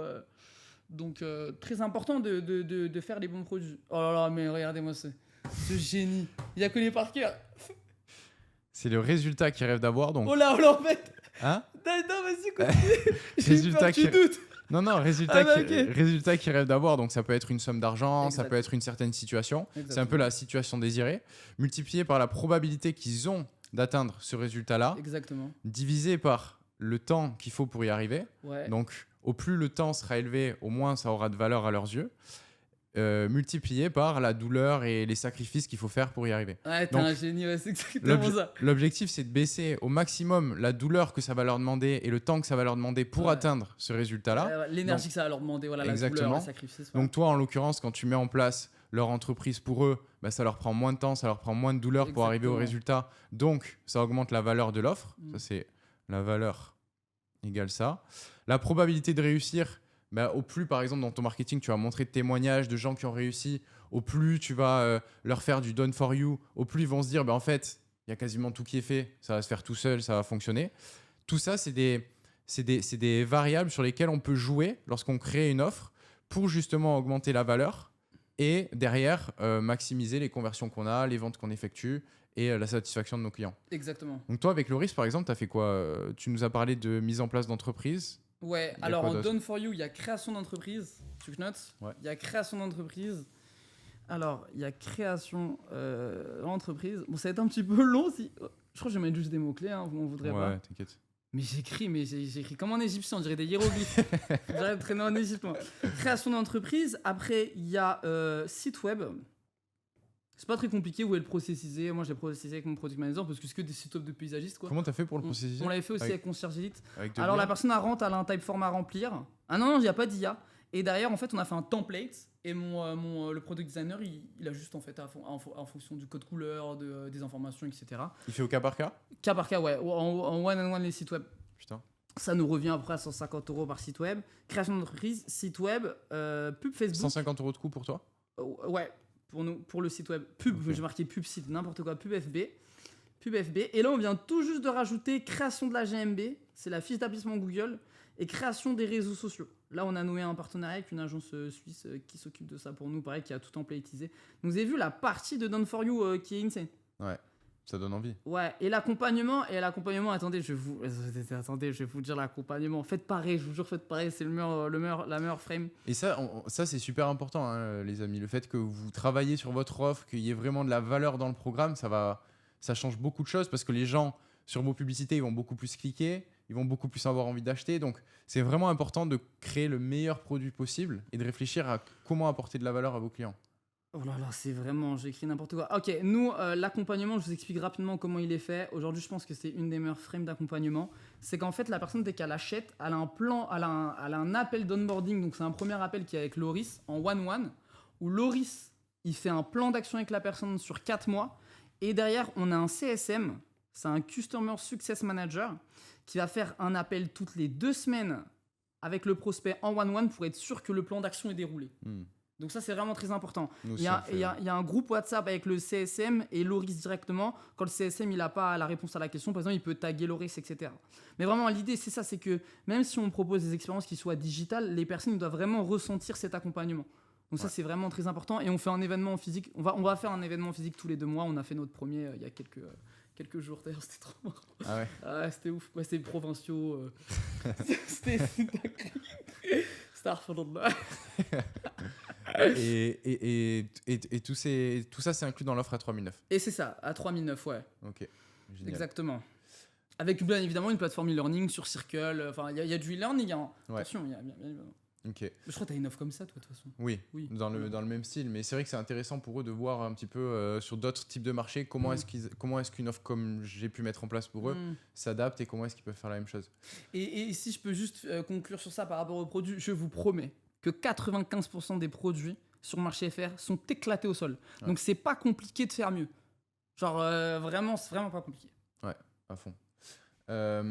Alors, on a Nat qui demande quel est le plafond de verre pour le social funnel avant de passer au webinaire et autres. Ça dépend, tu vends à combien du coup. Parce que si tu vends à 1000 €, c'est pas pareil que si tu vends à 3000 €. Mais tu le sens tout de suite en fait, Ouais. le plafond de verre. Le plafond de verre, tu vas le voir si par exemple tu as trop de setters, etc. En vrai, techniquement, il n'y a pas réellement de plafond de verre. Mais en fait, le plafond de verre, tu vas le ressentir au niveau de la friction qu'il y a dans le funnel. C'est qu'au bout d'un moment, manager 17 heures, c'est compliqué, quoi. Ouais, il y a ça. Et puis, en fait, c'est difficile de donner une réponse exacte. Ça va dépendre d'un marché à l'autre. Ouais. Selon les marchés, tu vas avoir des funnels qui seront plus adaptés que d'autres. Tu vas avoir des meilleurs résultats selon ton offre avec différents funnels. Donc, on ne peut pas faire une réponse générale qui va pour tout le monde. Ce qui est hyper important dans ces cas-là, c'est de traquer, en fait. Et c'est de voir ok, j'ai mis en place ce social funnel. Combien ça me coûte aujourd'hui d'avoir un appel avec ce funnel qui est mis en place? Quel est mon retour sur investissement? Si j'ai envie de tester un autre funnel, quels seront mes résultats avec cet autre funnel? Et de prendre des décisions à partir des datas. Comme il l'a dit Samy, le marketing, c'est 9 lettres pour dire tester en fait. Personne n'a la science infuse sur le marketing. Ouais. Le mec qui est le plus chaud en marketing, c'est celui qui fait le plus de tests. Exactement. C'est celui qui a le plus de data sur le marché parce qu'il teste plein de choses en continu tout le temps et il ne s'arrête pas. Donc, la base, on ne peut pas vous donner de réponse générique sur certains points et celui-là en particulier parce qu'il faut tester, il faut mettre en place. Et je sais que toi, Nat, tu es dans l'éducation canine, c'est ça, avec ton créateur? Tu peux te démuter Purée, si tu veux. c'est une sale niche ça aussi. Ça, c'est une sale niche, C'est une hein. sale niche, ouais. Ouais. Non, mais en vrai, on dit ça, mais tu vois, genre par exemple, sur 2025, si tu prends les top 10 infopreneurs qui sont fait le plus d'argent aux States, en vrai, c'est des ricains. Mais bon, en vrai, c'est des ricains, excusez-moi. Les ricains, c'est ce funnel-là, funnel ascension. Donc, tu as beaucoup d'Américains qui commencent par des petits produits, etc. Ouais. Mais quand même, en fait, pour vous, je vous le conseillerais pas. Mm. En fait, pour les mecs qui veulent ultra scale, d'accord. Mais pour vous, je le conseillerais pas. Et souvent, les gens ont dit qu'on a envie de gagner la confiance avec un produit à 29 euros. Mais en fait, le contenu fait gagner la confiance. Donc voilà. Donc pensez comme ça. C'est gratuit, mais ça crée la confiance. Ouais. Et puis il y a une courbe de la confiance aussi à prendre en compte, c'est que avant l'achat, tous les prospects vont avoir un niveau de confiance maximal avec votre créateur, comme c'est l'image de marque. Mais dès qu'ils vont acheter un truc chez lui, le niveau de confiance va drop, même si c'est à 29 euros. Hein, le niveau de confiance va drop et ils vont se dire tiens, on va voir ce qu'il vend, si c'est vraiment de la qualité. Et pour reconstruire cette confiance après un achat, c'est très difficile. Surtout si vous voulez vendre derrière à 2000, 3000, parce qu'en fait, ils vont se dire moi j'ai acheté un truc à 29 euros, c'était bien, mais c'était pas incroyable, parce que 29 euros, tu peux pas faire un truc incroyable. Et donc, pour qu'ils aient la confiance nécessaire pour derrière acheter un truc à 3000 ou plus, c'est très très difficile. Donc psychologiquement, même si c'est une stratégie qui est pas incroyable. Après, hier soir, par exemple, je suis allé à un dîner à Dubaï avec, c'était avec des Américains qui, eux, vendent à des agents immobiliers aux US comment générer des leads avec Facebook Ads et mettre en place un CRM, etc. Eux, en effet, sur le marché américain, ils avaient une offre low ticket qui mettait en place sur un challenge. Donc, les gens s'inscrivaient gratuitement au challenge. Derrière, il y avait une upsell. Et durant le challenge, ils faisaient un essai gratuit sur un logiciel pendant 7 jours. Ça, c'était très malin, j'avais trouvé. Essai gratuit pendant 7 jours. Donc, les gens étaient bill après la fin du challenge. Et par contre, les challenges redirigeaient vers des appels pour vendre une offre à étiquette. Ouais. Mais il y a des mécanismes comme ça, c'est très intelligent. Ouais, il y a des mécanismes où, par exemple, tu peux faire un free trial sur un logiciel pendant 7 jours pour donner de la confiance. Et ensuite, tu as une fenêtre d'achat pour les rediriger vers ton upsell à étiquette durant ces 7 jours-là. Mais c'est très technique et c'est des gens qui dépensent 500 000 euros par mois en publicité. Et il montrait son Stripe hier, il y avait des low tickets qui faisaient que tomber, plus des high tickets, ça n'arrêtait pas. Donc ça demande un niveau d'expertise qui est très élevé. Et pour commencer, il vaut mieux commencer avec une seule offre, un seul funnel. Et juste avec ça, tu peux faire déjà plus d'1 million par an. 1 million Mais par ouais, an. bien sûr. Mais je pense, Nat, en fait, c'est un sujet peut-être qui est un petit peu plus profond. C'est que peut-être que, en fait, quand on se lance, des fois, on a du mal à prendre le lead sur notre client et de lui dire qu'est-ce qu'il faut faire. Peut-être, j'imagine que c'est pas une idée qui vient d'elle, ça. J'imagine que c'est une idée qui vient d'elle, non? Le 29 euros. Ouais, ça se voit. En fait, les gars et les filles, excusez-moi, soyez ultra intentionnels. C'est nous les boss, c'est nous les experts. Genre, il faut vraiment prendre le lead dans la relation, tu vois. Genre en mode, si à 2 10 on va faire un truc à 29 euros, non. C'est éclaté au sol tes idées là, enfin, dit correctement. Écoute-moi et on va faire de l'argent. C'est mon métier, je fais que ça, tu vois. Ouais. Donc, prenez le lead sur vos relations, sinon c'est compliqué et ça va partir en projet à 29 euros. Ouais, c'est ça. C'est Ouais. ça. Il a totalement raison. C'était là, je vois que tu lèves la main. C'était là Paris Pradier. Ton micro est coupé. Ouais. Ouais, un cours de divorce, donc bientôt Paris, si ça arrive. Bonjour. Bonjour. Moi, j'avais une question. Est-ce que le créateur, le jardinier, Loris, il poste tous les jours ou c'est pas forcément obligé?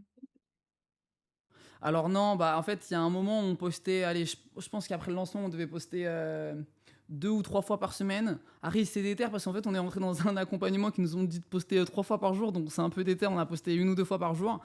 Mais là, en ce moment, en fait, on poste pour le challenge. Parce qu'il y a de l'argent à la clé. Mais juste avant ça, pendant un mois, on n'a pas posté. Mais c'est vrai qu'il faut être régulier, il faut avoir une certaine régularité quand même. Oui, si tu devais donner un conseil, c'est mieux Oui, de oui, poster bien sûr régulièrement. qu'il faut être régulier. Et je vous invite à essayer de trouver C'est dur la création de contenu. Il y a tout le monde n'est pas comme Antoine, par exemple. Antoine, tout le monde n'a pas une copine qui nous filme tout le temps. J'ai ma copine qui est là.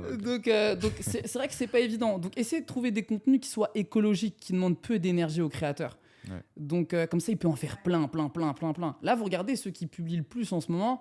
C'est soit, vous savez, quand les Q&A en story, là, soit ils font des réels, vous faites des réponses Q&A en story, soit c'est du clipping. C'est très tendance du clipping, c'est qu'ils prennent des formats longs et ils clippent On va le en faire, petit. je pense, pour le podcast là. Ah ouais, ah bah vas-y, carrément.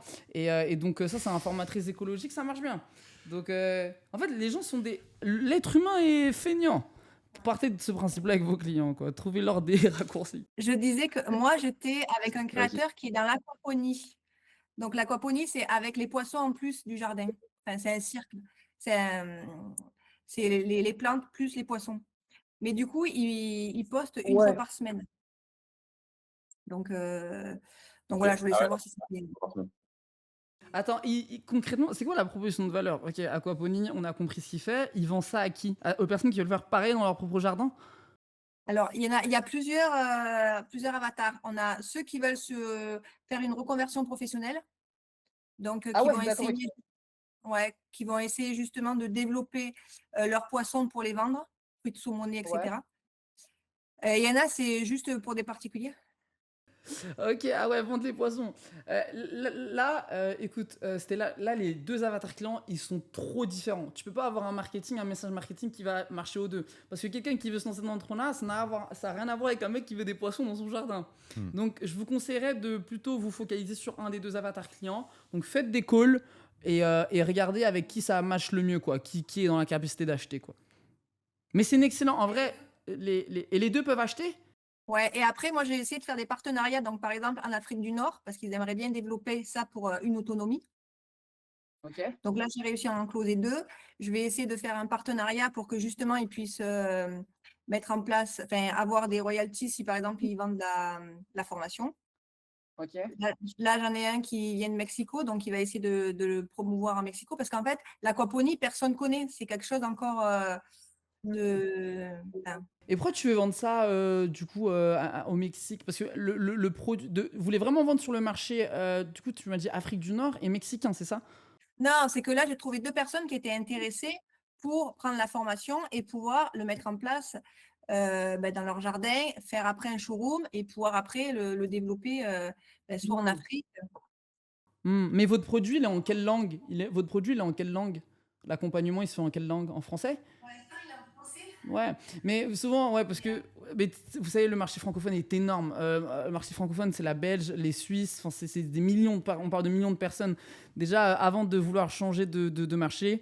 Après, encore une fois, ça a nuancé, c'était là, parce que je connais pas vraiment les spécificités de ton marché. Mais là, rien qu'avec les informations que tu m'as données, genre, le marché FR, il est énorme. Le marché francophone est énorme. Et comme tu as dit, oui, si c'est pas connu, tu vois, moi, avec Loris, j'ai appris des trucs comme ça de permaculture, etc. Parce qu'on a appris. Et c'est vrai qu'il y a vraiment aussi une tendance de fond aussi avec ça. Je pense que c'est après le Covid, vu qu'il y a des gens qui sont partis vivre en province. Il y a plein de gens, ils veulent soit un petit potager, soit ils veulent un truc avec des bassins, avec des poissons. Ça marche bien. Je pense que sur le marché FR, en plus, c'est potentiellement Instagrammable. Des poissons, tout ça, c'est stylé. Je pense que vous pouvez faire beaucoup d'argent rien que sur le marché FR avant de vous casser la tête. Là, vous avez fait combien de ventes depuis le départ? Mais là, on ne l'a pas encore lancée, elle est lancée lundi. Mais pour l'instant, j'en ai entre 4 et 7. Il y en a qui n'ont pas encore payé, qui m'ont dit oui et qui vont payer d'ici ce week-end, quoi. D'accord, ok.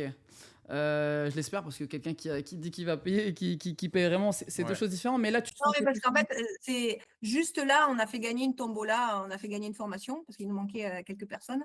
Donc au final, ceux qui ont dit go, je suis allée les chercher et je suis en train de leur vendre la formation en disant vous n'avez pas gagné, mais est-ce que ça vous intéresserait? Mais du coup, ils n'avaient pas prévu. Enfin, là, ça va être comment dire? C'est comme devenir comme ce que tu fais. Voilà, Ouais, paysagiste. Là, ils vont faire des travaux, mettre la cuve pour leurs poissons. Voilà, il y en a, ils sont d'accord, mais ils habitent en HLM, donc ils peuvent pas mettre ça en place, quoi. Ouais. ah bah oui, ah bah ça, effectivement, ouais, il faut que les... Il faut qu'ils préparent le terrain. Ouais. Mm. Et le mieux, c'était là, t'es sur la première phase où donc tu vas avoir des gens au téléphone, tu vas pouvoir recueillir des informations sur leurs problèmes, leur situation, ça va te permettre d'y voir plus clair sur ton offre, ton avatar. Si oui ou non les gens sont prêts à payer, s'ils accordent suffisamment de valeur pour ça. Et si tu veux vraiment être sûr de toi, le mieux, c'est de mettre en place des publicités dans un second temps avec ton créateur. Tu le convaincs, tu lui dis voilà, on alloue un budget de 1000 euros, 2000 euros en publicité. On voit, je prends les appels, on voit si ça convertit. Et comme ça te permet de voir s'il y a vraiment un marché pour cette offre Ouais, bien sûr. et si vraiment ça vaut le coup de continuer là-dedans, tu vois. Et de cibler des gens qui peuvent rapidement prendre une décision du style des gens qui sont déjà tes potagers, tu sais, c'était là. Parce qu'en vrai, t'as un grand jardin, t'as un potager, hop, le mec il peut être enclin à creuser un truc et mettre des poissons dedans, quoi. Essayer d'aller chercher déjà des gens. Il y a une expression, là, je l'ai plus en américain, mais c'est de cueillir les fruits mûrs. Là, les personnes qui sont en HLM, qui connaissent rien aux poissons, c'est une mauvaise idée, je pense, en tout cas de les cibler. Je dis pas de les closer, mais de les cibler, ouais. Après, s'il y a que au départ, on fait comme on peut au départ, hein, bien sûr. Non, non, mais voilà, mais c'est que le départ, et en plus, il n'a pas fait assez de pub. Moi, je lui ai dit plusieurs fois de bien dire, parce qu'il y a la visibilité. Si on ne dit pas qu'il y a la formation, il y en a plein qui se réveillent là. Ah, mais il y a une formation, mais ça m'intéresse. Et donc là, il reçoit par WhatsApp des personnes qui sont intéressées. Donc moi, je les récupère, mais c'est parce qu'on n'a pas fait assez de. Mais ça part toujours du même principe. En fait, je suis liée au créateur, mais il y a des moments où c'est un peu lui le chef, entre guillemets, même si on est deux collaborateurs. Et il a quand même son idée en tête et voilà. Le lead ou Ouais. les Le lead. Le lead avec le créateur, la relation avec le ouais, créateur pour te... ouais, c'est vraiment. En fait, c'est comme le même lead, je trouve, qu'on a par exemple le CSM avec les clients, en fait. C'est qu'en fait, il y a une manière de dire les choses. Bah, je pense que la Miss France, là, de Nat, elle pourrait peut-être nous aider tous là-dessus. C'est qu'en fait, il y a une manière de dire les choses. En fait, quand on affirme des choses, genre vraiment. Genre, je sais pas si vous voyez comment je parle, mais moi, j'affirme des trucs. Genre, jamais je laisse planer le doute. À certains moments, je peux dire, oui, il faut nuancer mes propos. Mais quand vous êtes. C'est un nom, affirmatif. Ouais. Soyez affirmatif. C'est vous l'expert, soyez affirmatif. Et vous allez voir que rien qu'en étant affirmatif, la personne elle va vous faire confiance, quoi. Oui, eh ben, Donc, elle me fait confiance, mais il y a quand même ces 10% ou ces 15% d'ego qui ont tendance à dire, bon, ouais, moi, j'ai envie de faire quand même comme j'ai envie. Il faut toujours que ce soit bien. Il ne veut pas publier si c'est parfait. Alors que moi, j'ai dit non, action, et après, on arrivera toujours à améliorer. Mais là, il est toujours dans la pression. après, voilà, il y a toujours une phase de rodage avec son créateur. C'est toujours un peu compliqué au départ, les 2-3 premiers mois. Et même vous, en fait, quand vous vous lancez en tant que gros FOP, vu que vous n'avez pas forcément un gros track record, c'est-à-dire que vous n'avez pas forcément de gros résultats clients à montrer en bagage, c'est sûr que du coup, ça joue un peu sur votre légitimité. Mais il faut bien commencer quelque part. Et qu'au début, faut. Mais il y a des techniques, hein, pour essayer d'avoir des études de cas qui ne sont pas vraiment des études de Je suis cas. prêt à 95% à avoir ce que je demande, mais des fois, c'est long le temps que Oui, bien ça sûr. rentre dans ton cerveau, qu'ils disent, ah ben là, il me dit, ah ben finalement, tu avais raison. Mais voilà, 3 mois avant, j'ai galéré pour arriver à. Mais Stella, tu vois, c'est pour ça qu'au départ, je disais que le créateur, il doit avoir deux caractéristiques qui sont fondamentales. C'est que de une, il doit exécuter, et de deux, il doit être coachable. Parce que si au bout d'un moment, tu vois que tu tournes en rond, tu dis fais A, il fait B, au bout d'un moment, peut-être faudrait peut-être envisager de le laisser. Mais bon, voilà, faut prendre la décision au bon moment, quoi, pas Et dès le départ. ça, c'est difficile pour eux aussi, tu vois, parce qu'il y en a beaucoup qui ont passé pas mal de temps à prospecter Hmm. pour trouver leur Ah ouais. créateur, signer leur premier créateur, et ça reste un aboutissement, tu vois, de trouver un créateur et te dire, oh, faut repartir de Attends, nouveau. vous signez, quand vous signez, vous prenez un setup. Ah, Non, pardon. non.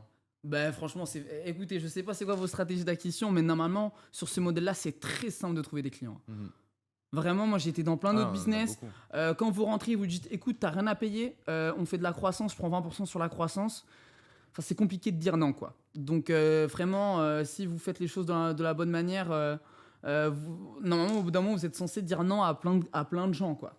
C'est vous qui avez le lead, quoi. C'est vraiment dans l'intérêt des gens. Donc c'est pour ça que c'est important de pas prendre de setup au début. Ouais, on l'a positionné comme ça exprès pour qu'ils puissent justement prendre confiance et générer de la trust. Et comme tu l'as dit, une fois que tu as ton premier créateur qui est satisfait, c'est plus facile d'avoir les C'est autres. beaucoup plus simple. Donc, c'est pour ça que des fois, c'est difficile de se dire qu'il faut se remettre à prospecter, mais les taux de conversion sont excellents. Hein. Nous, on traque les Ah ouais. stats. Au téléphone, dès qu'ils ont un créateur, c'est 70-80% de close. Moi, ça m'étonne pas. Ouais, franchement, ça ne m'étonne pas. Il y avait en vrai, il y avait plein de questions, mais du coup, ça a sauté. Ouais, ça a sauté. Est-ce Ouais. que vous avez des questions On a le chat qui a sauté, nous, de notre côté. Je me rappelle des questions.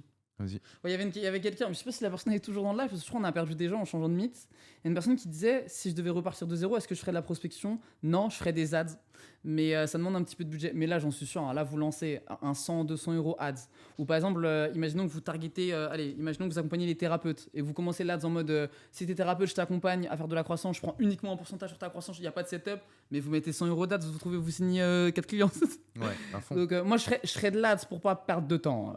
Je vous dis la vérité. Pour trouver des créateurs. Ouais, trouver des créateurs. Ça, c'est vrai qu'on l'a pas mis dans la formation. Ouais, je lancerai une balle, je lancerai une ad. On leur a enseigné surtout d'envoyer des Prospection. DM. Ouais, bah c'est bien, oui, c'est très bien. Parce que je me dis, tu vois, le setup BM, etc., quand t'es débutant, tu peux un peu t'y perdre et ça peut paraître un bien peu sûr, complexe. ouais, bien sûr. Mais c'est vrai que c'est pas bête. Ah ouais, moi je ferais Il une faudrait ad. qu'on rajoute un module où on leur dit, bah voilà, si vous voulez aller plus vite, 200 euros. Ouais, Vous mettez en pub, vous avez 200 euros. Allez, c'est quoi C'est ouais, 3 c'est- balles le lead. Ouais, un truc comme ouais, ça. oui, bah c'est ça. Là, c'est 10 après, balles, ça max. dépend les marchés. Ouais, il y a des CPM qui sont plus élevés que d'autres, 20 mais balles. voilà. Mais même à 10 balles, t'imagines, t'as 20 leads Ouais. pour 200 euros. Donc 20 leads. Par contre, si vous closez personne pour 20 leads, il faut revoir votre stratégie de closing. Mais non, ça va vite, ça va vite. C'est vrai que ça, c'est intéressant. Pourquoi l'Égypte comme pays de résidence, si ce n'est pas indiscret? Non, en fait, moi j'habite dans une principauté de l'Égypte. Enfin, c'est un truc particulier. Je vis dans une ville privée dans l'Égypte. Ça s'appelle El Gouna. C'est à 40 minutes à peu près d'Hurghada, donc au bord de la mer Rouge. Et en fait, après avoir quand même beaucoup voyagé, grâce à Dieu, c'est l'endroit où je me sens le mieux. La vie, elle est douce, c'est calme. C'est un pays musulman, ça joue aussi beaucoup. Voilà, c'est multifactoriel. Moi, là, je suis à Dubaï avec Antoine. Vraiment, je sais pas comment tu fais pour vivre à Dubaï, mec. Ah ouais Ah, c'est chaud. Pourquoi Ah, c'est chaud, vivre. Pardon. Désolé, je vais te la Si, question. sparring là maintenant. Ah, franchement, c'est chaud de Dubaï. Bali, t'aimes bien Bali? Bali, pas trop. Ouais, Enfin, c'est- j'aime bien c'est pour les claqué. vacances, mais le truc, c'est que tu te ramollis à Bali, je trouve. Ouais, je suis de Ramolli, c'est pas très. Dubaï, j'aime bien parce que t'es dans une, Oui. t'es dans une dynamique qui te tire Business, vers le haut, ouais. tu vois. Ouais, Mais après, business, oui, ouais. t'as une pression supplémentaire. Quand je sors de Dubaï, je sens que je suis, Mais tu vois, chill. je suis content. Mm. Mais c'est volontaire en fait. Tu te mets un peu Mm. sous pression à Dubaï pendant une période de ta vie pour peut-être profiter un peu plus sur la. Après, vous avez vos boîtes à Dubaï aussi. Oui, Donc moi, ça c'est joue plus, aussi c'est plus beaucoup. facile. Mais ouais, moi, voilà, c'est l'endroit où je me suis le mieux senti, donc c'est pour ça, Ok. simplement. Ensuite, question suivante. Comment accompagner une personne à distance sur des métiers alors physiques? Excellente question. En fait, si tu veux, nous, Laïla, en fait, on accompagne. En fait, les personnes qu'on accompagne à devenir paysagistes, ils ont déjà des compétentieux, c'est des provinciaux qui ont déjà des jardins, qui s'occupent eux-mêmes de leurs haies, ton débroussaillage, ils font eux-mêmes. Donc, ils maîtrisent, je dirais, le hard skills. Et donc, nous, c'est plus un accompagnement au business, on les accompagne vraiment à créer une boîte, la structurer, etc. Mais c'est vrai qu'accompagner des gens à faire des trucs en présentiel, ça se fait, mais c'est très complexe. En tout cas, pour tourner une formation, c'est très complexe. Je ne conseillerais pas. Lorsque tu as commencé à travailler avec tes créateurs, comment as-tu réussi à t'imprégner complètement de leur domaine, jardinage? Ah, c'est une excellente question, l'onboarding. Il faut que ça se fasse rapidement parce que ça casse le crâne. Sarah, il faut que... Je demande plein de ressources, donc je demande des enregistrements. Déjà, je regarde tout le contenu organique, je regarde tout. Il y a une chaîne YouTube, il y a 15 vidéos, je regarde tous les vidéos, je regarde tous les contenus organiques, enfin tous les contenus shorts, les vidéos YouTube. Ensuite, j'écoute tous les sales calls. Ensuite, souvent, peut-être que Antoine il en a un aussi, quand les personnes ils achètent, ils ont un formulaire d'onboarding. Je dis envoie-moi tout. Envoie-moi ton Notion, envoie-moi tout et je consomme tout. Et Comme ça, tu comprends l'univers de ah ton ouais, créateur. ouais, il faut vraiment comprendre. Il faut comprendre l'avatar client sur le bout des doigts. Ça, c'est vraiment très important. En fait, un bon marketing, un bon marketeur, quelqu'un qui vient faire un bon copywriting, en fait, le bon marketing, c'est juste un marketing qui fit avec l'avatar client. Donc, en fait, si vous voulez fitter avec l'avatar client, vous devez connaître l'avatar client sur le bout des doigts. Et connaître un avatar client, c'est pas en mode Karine, 58 ans, qui habite à Nice. Non, c'est de comprendre la psychologie. Vraiment, ses désirs, ses douleurs, ses croyances. Voilà, c'est vraiment tout ça qu'il faut vraiment comprendre. Son comportement, son environnement. Il y a pas mal de données, mais des données deep, pas démographiques. Ouais. Donc voilà. Ah, il y avait d'autres. Enfin, ou vraiment prise de appels avec les prospects. Et aussi, je prends des appels avec les prospects. Donc, à partir de quels critères, et pas seulement le nombre d'abonnés, peut dire qu'un créateur a vraiment une communauté? Ah, j'ai un cheat code. Envoie-lui un DM. Nat, mais c'est Nat. Pourquoi il y a marqué banni petit Sam? Parce qu'il a copié-collé pour qu'on ait les questions. Mais Nat, Nat, c'est le modérateur. Super boulot, Nat. Moi, ce que je faisais, en fait, j'ai pris cette technique des placements de produits avec les influenceurs. Envoie-lui un DM. Envoyez-lui un DM. Et en fait, vous allez voir si vous répondez pas. Il y a des créateurs qui répondent à aucun DM.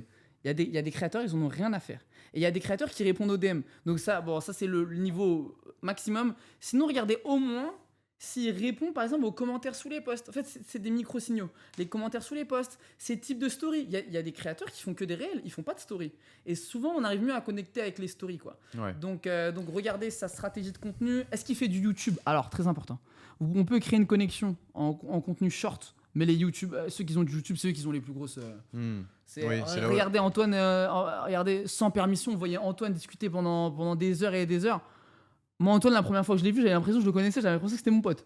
Je l'avais jamais vu. Salut Antoine, comme si c'était mon pote. Je l'avais jamais vu. Mais c'est le contenu long, ouais. Et le format podcast. Alors, format podcast, tu passes du temps avec les gens, tu t'attaches. Non, il y a ça, et puis regardez vraiment les commentaires. Ouais. À quel point le ratio qu'il y a entre le nombre de vues que la personne va faire et les commentaires qu'il y a. S'il y a 2 commentaires sous un post qui fait des dizaines, des centaines de milliers de vues, il y a un truc qui est bizarre.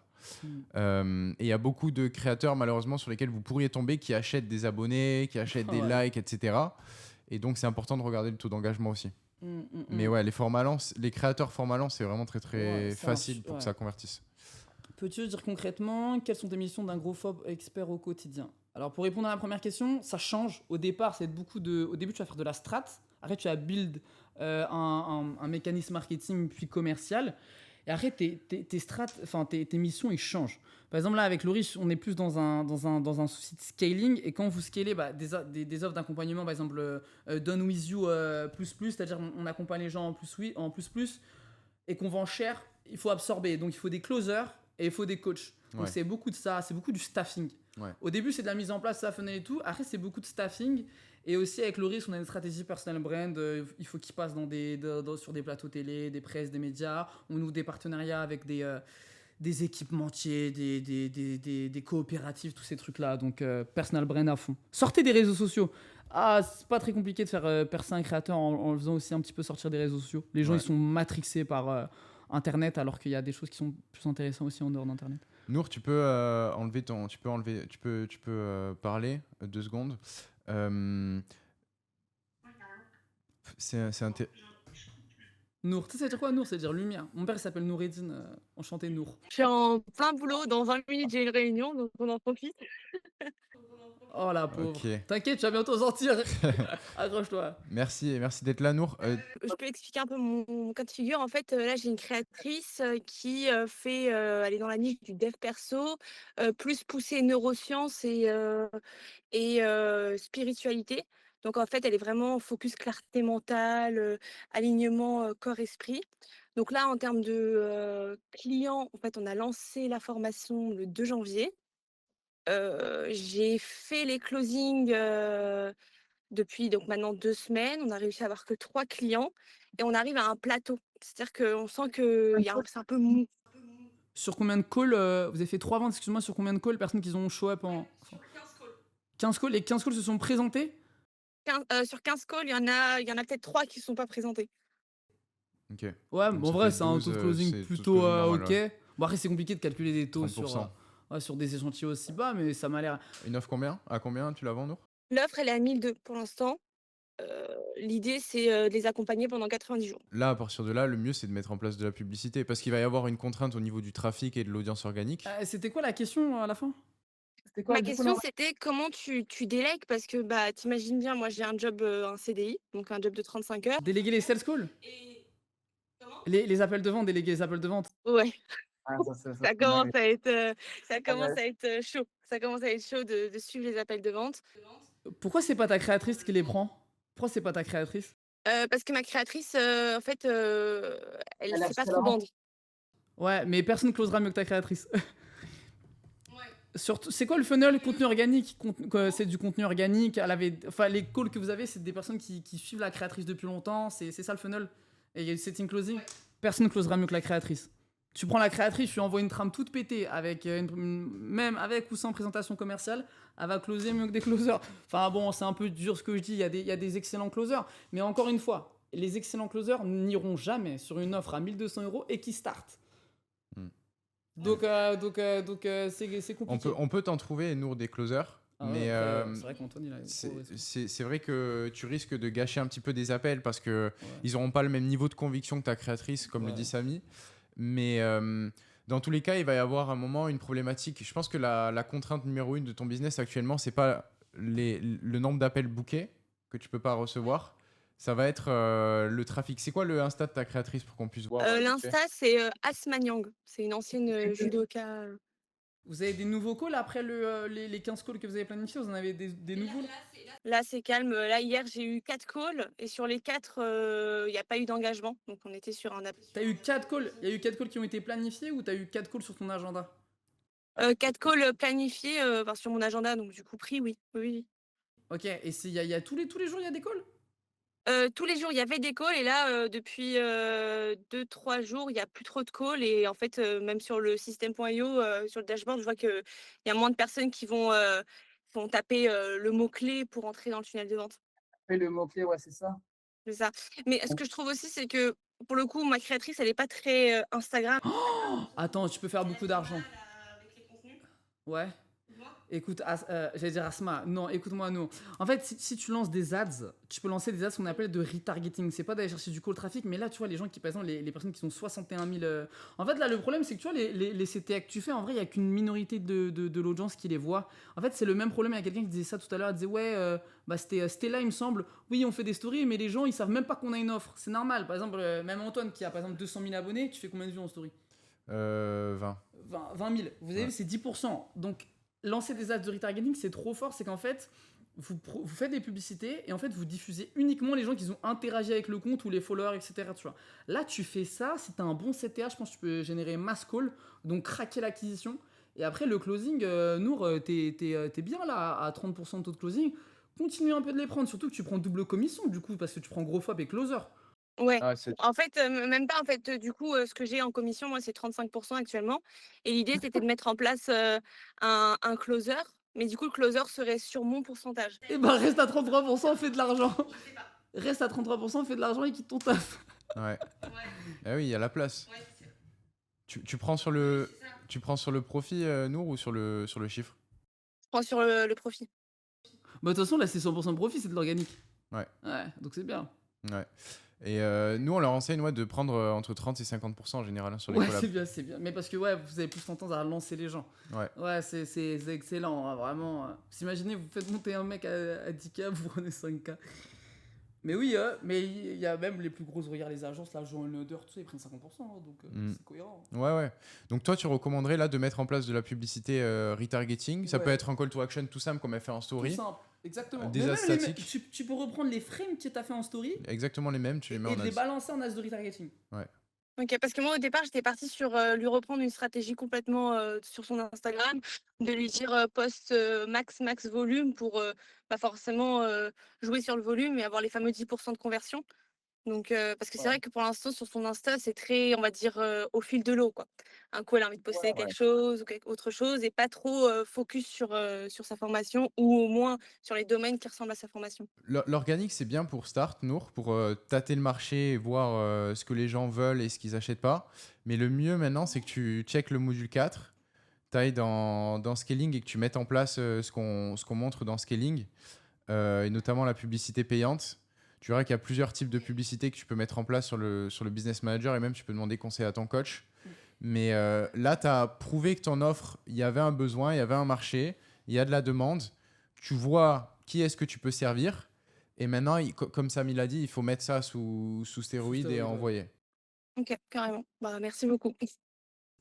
Non, Tu y a t'aurais pas de dit sou- pareil ou pas? Ah ouais, mais 100%. Attends, mais non, je voulais dire un autre truc par rapport à. Ah oui, ça c'est, mais ça c'est une sorte de principe premier. N'essayez pas de quand même de trop brusquer votre créateur, tu vois. Genre si si ta créatrice quand même elle a du mal à créer du contenu, n'essayez pas trop de push les trucs quoi. Genre elle a du mal. Genre peut-être que c'est une femme qui doit avoir plein de trucs à côté vu son compte Instagram. Ouais. Parce qu'attention, ça joue aussi. On pourra parler de churn, etc.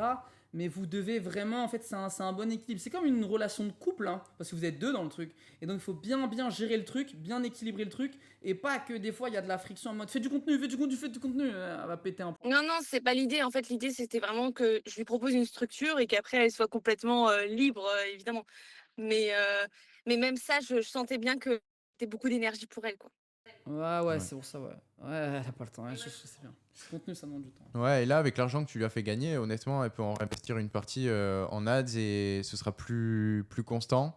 Et après, toi, une fois que, tu vois, je sais pas comment est-ce que tu organises tes journées. Tu as un taf qui te prend combien de temps à peu près? Tu travailles de quelle heure à quelle heure? Je travaille entre 9 et 17. Mais je taffe à midi et la nuit. Donc C'est énorme. là, dans un premier temps, j'imagine que tu as peut-être une heure pour rentrer chez toi le soir. Tu peux prendre un à deux calls le soir, tu vois, de 18 à 20 sur 2-3 semaines. C'est du travail, tu vois, mais c'est temporaire. Sur 2-3 semaines, pendant ce temps, tu vois, tu runs les ads, tu prends les appels, tu fais en sorte de recruter les premiers closers. Et d'ici 2-3 semaines, potentiellement, tu peux passer à un call au lieu de deux par soir. L'autre closer, il prend un autre call ou deux ou plus, si vous êtes rentable. Et petit à petit, sortir du closing, tu vois. Ouais, bah après, moi, j'ai des conseils. Encore une fois, c'est à prendre avec des pincettes. Mais attends, Nour, t'es jeune, tu vis chez tes parents? Ouais, je suis mes parents. Démissionne de ton taf. Et si tu travailles de 9 à 17 dans un business, en fait, je crois, en fait, on s'en rend pas compte qu'on n'est pas dedans. Ouais. Mais si tu t'investis 9 à 17, j'ai calculé là, c'est quoi, 8 heures par jour dans ton business. Mais même si tu galères au début, mais il faut, dans la vie, c'est toujours ça, on galère au début, mais après, la vie qui est devant toi, elle est incroyable. Ouais. Là, t'as l'âge, tu vois, tu m'as l'air jeune, peut-être que t'as pas d'enfant, etc. Là, tu peux prendre des risques. Démissionne, rupture conventionnelle, pas conventionnelle, tu t'en fous, t'as pas d'argent, t'achètes pas de vêtements, t'achètes pas de maquillage, tu t'en fous. T'es derrière ton PC et tu fais de l'argent. Ouais. Et quand tu sortiras, t'auras une vie bien plus stylée. Là, c'est 9-17, c'est énorme, ça te prend 90% de tes journées, c'est trop. Ça fait combien de temps que tu taffes, Nour? Là, moi, c'est tout récent. Je suis diplômée depuis août. Je suis diplômée depuis août et donc j'ai un taf depuis septembre en CDI. Tu penses que tu peux le faire ou pas? De complètement lâcher le CDI? Je sais pas, peut-être prendre un mi-temps au moins, parce que c'est vrai que 9-17, c'est beaucoup de C'est temps, tu énorme. vois. Investis dans le business, tu vas tout. En fait, c'est pas rentable. Tu vois, là, t'investis mal ton temps, je te jure, nous. Et toutes les personnes là qui vivent chez leurs parents et tout, ouais.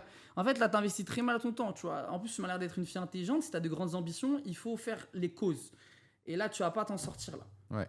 Ouais, je comprends. En fait, l'idée, c'est que je m'étais dit que, bon, c'est pas grave, je parle de ma vie, mais à partir de genre 10 à 15 clients, je commençais à Ouais, aller mais c'est cool. dire ciao, quoi, tu vois. Ouais, J'ai quand ouais, même bien besoin de cette minimum de stabilité parce que là, tu vois, j'ai que 3 clients et c'est tout nouveau. Ouais, bien sûr. Mais je vais vous dire un truc qui est très dur, hein. Si vous cherchez la stabilité, n'entreprenez pas. Euh, Parce que même quand tu vas avoir plein de clients, ils peuvent tous te lâcher, le marché il peut bouger. Tu vois, ça se trouve demain la France, ça va dire bon écoutez les vendeurs de formation, il faut une certification par.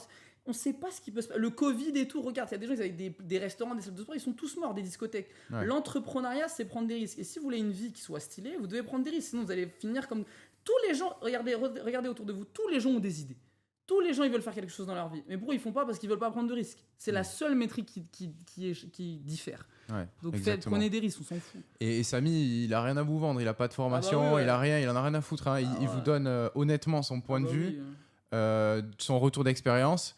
Lui, voilà, il s'est retrouvé dans la merde à un moment dans sa vie, il s'est dit c'est le moment d'y aller, je me donne à fond. Et ça a payé pour lui et ça peut payer pour vous. On dit pas que ça va payer à 1000%, il y a toujours des risques. Il y a des risques que vous plantiez, mais bon, c'est la vie.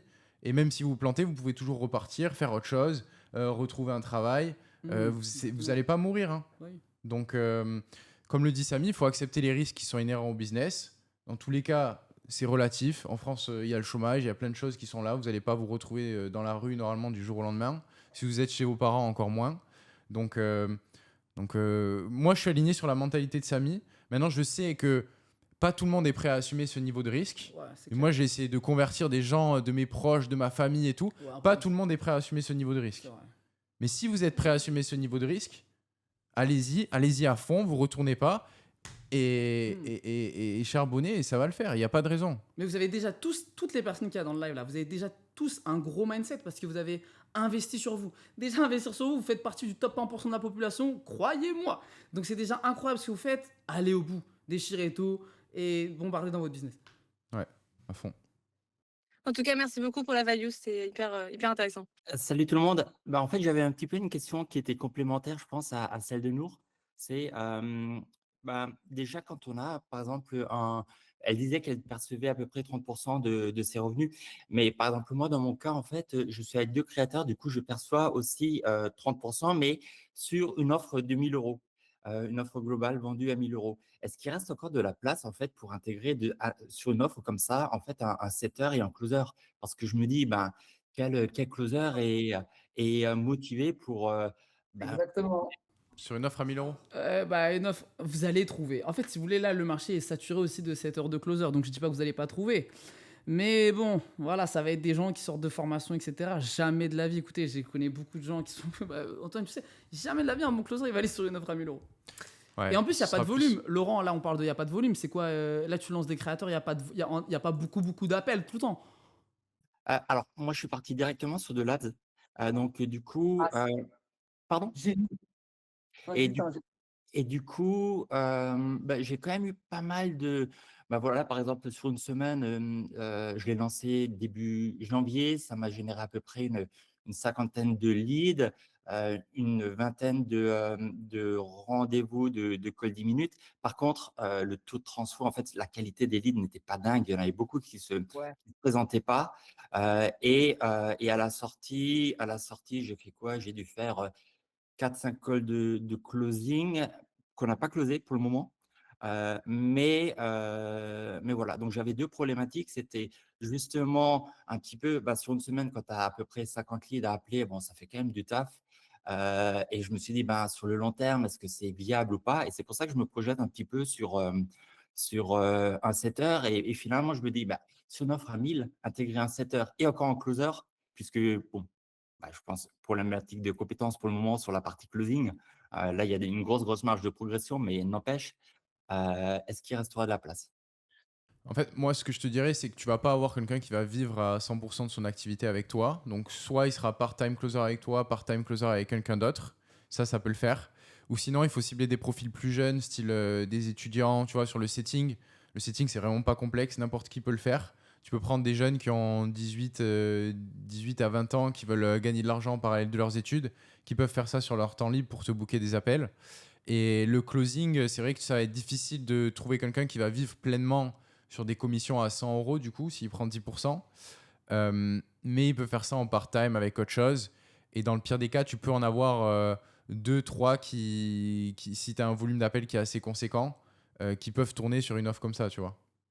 Mais Et tu vas avoir un churn plus élevé, en effet, si tu es sur une offre moins voilà, chère qui c'est convertit clair. pas bien. Et sur le taux de shop, bon, il y a plein de trucs sur le taux de shop, mais bon, il y a toute la tech, etc. Mais souvent, le problème est plus profond. Fais attention à ton message marketing. En fait, c'est juste que ton message marketing doit sûrement attirer les mauvaises personnes. Tu vois, sur tes ads, etc. C'est souvent ça le problème, tu vois. Le message marketing, c'est souvent la problématique du shop rate. Tu veux dire le fait qu'il ne se présente pas? Ouais, le fait qu'ils se présentent pas, ouais, exactement. Ok. Et c'est quoi, Laurent, rapidement, t'as des créateurs dans quelle industrie? Justement, ça me parlait avant parce que du coup, je suis sur la niche de la location de voiture. Ah ouais, ok. Ok. De luxe ou de particulier à particulier? De luxe? Non, non, particulier à particulier. Ah ouais, sur Getaroon ou Icar, tout ça? Ouais, c'est ça. Il s'appelle comment ton créateur? Pardon? Il s'appelle comment ton... En fait, il s'appelle King B. Par contre, finalement, toute sa communauté. En fait, on a fait de l'ADS directement parce que sa communauté, le connaît pas vraiment en fait sous forme de créateur. Enfin, il communique pas trop de valeur sur l'autopartage. En fait, il a eu une communauté à peu près de 15 000 personnes, mais à travers des vidéos un petit peu marrantes. Donc, c'est pas en fait une Ouais, une audience, quali. C'est pour ça qu'on est parti directement sur les ads. Ouais, c'est bien, c'est bien. Et du coup, c'est quoi le funnel? Parce que là, tu parles de setting call et quoi, mais c'est quoi le funnel que vous voulez... Les ads, ils renvoient vers quoi? Sur un métaforme? Sur un formulaire méta? On a fait, ouais, voilà, on a mis en place un formulaire méta, et du coup pour, juste un petit peu connaître la cible, et puis après, pour les personnes qui veulent aller un petit peu plus loin, on a renvoyé en fait, sur un lien pour une prise de rendez-vous.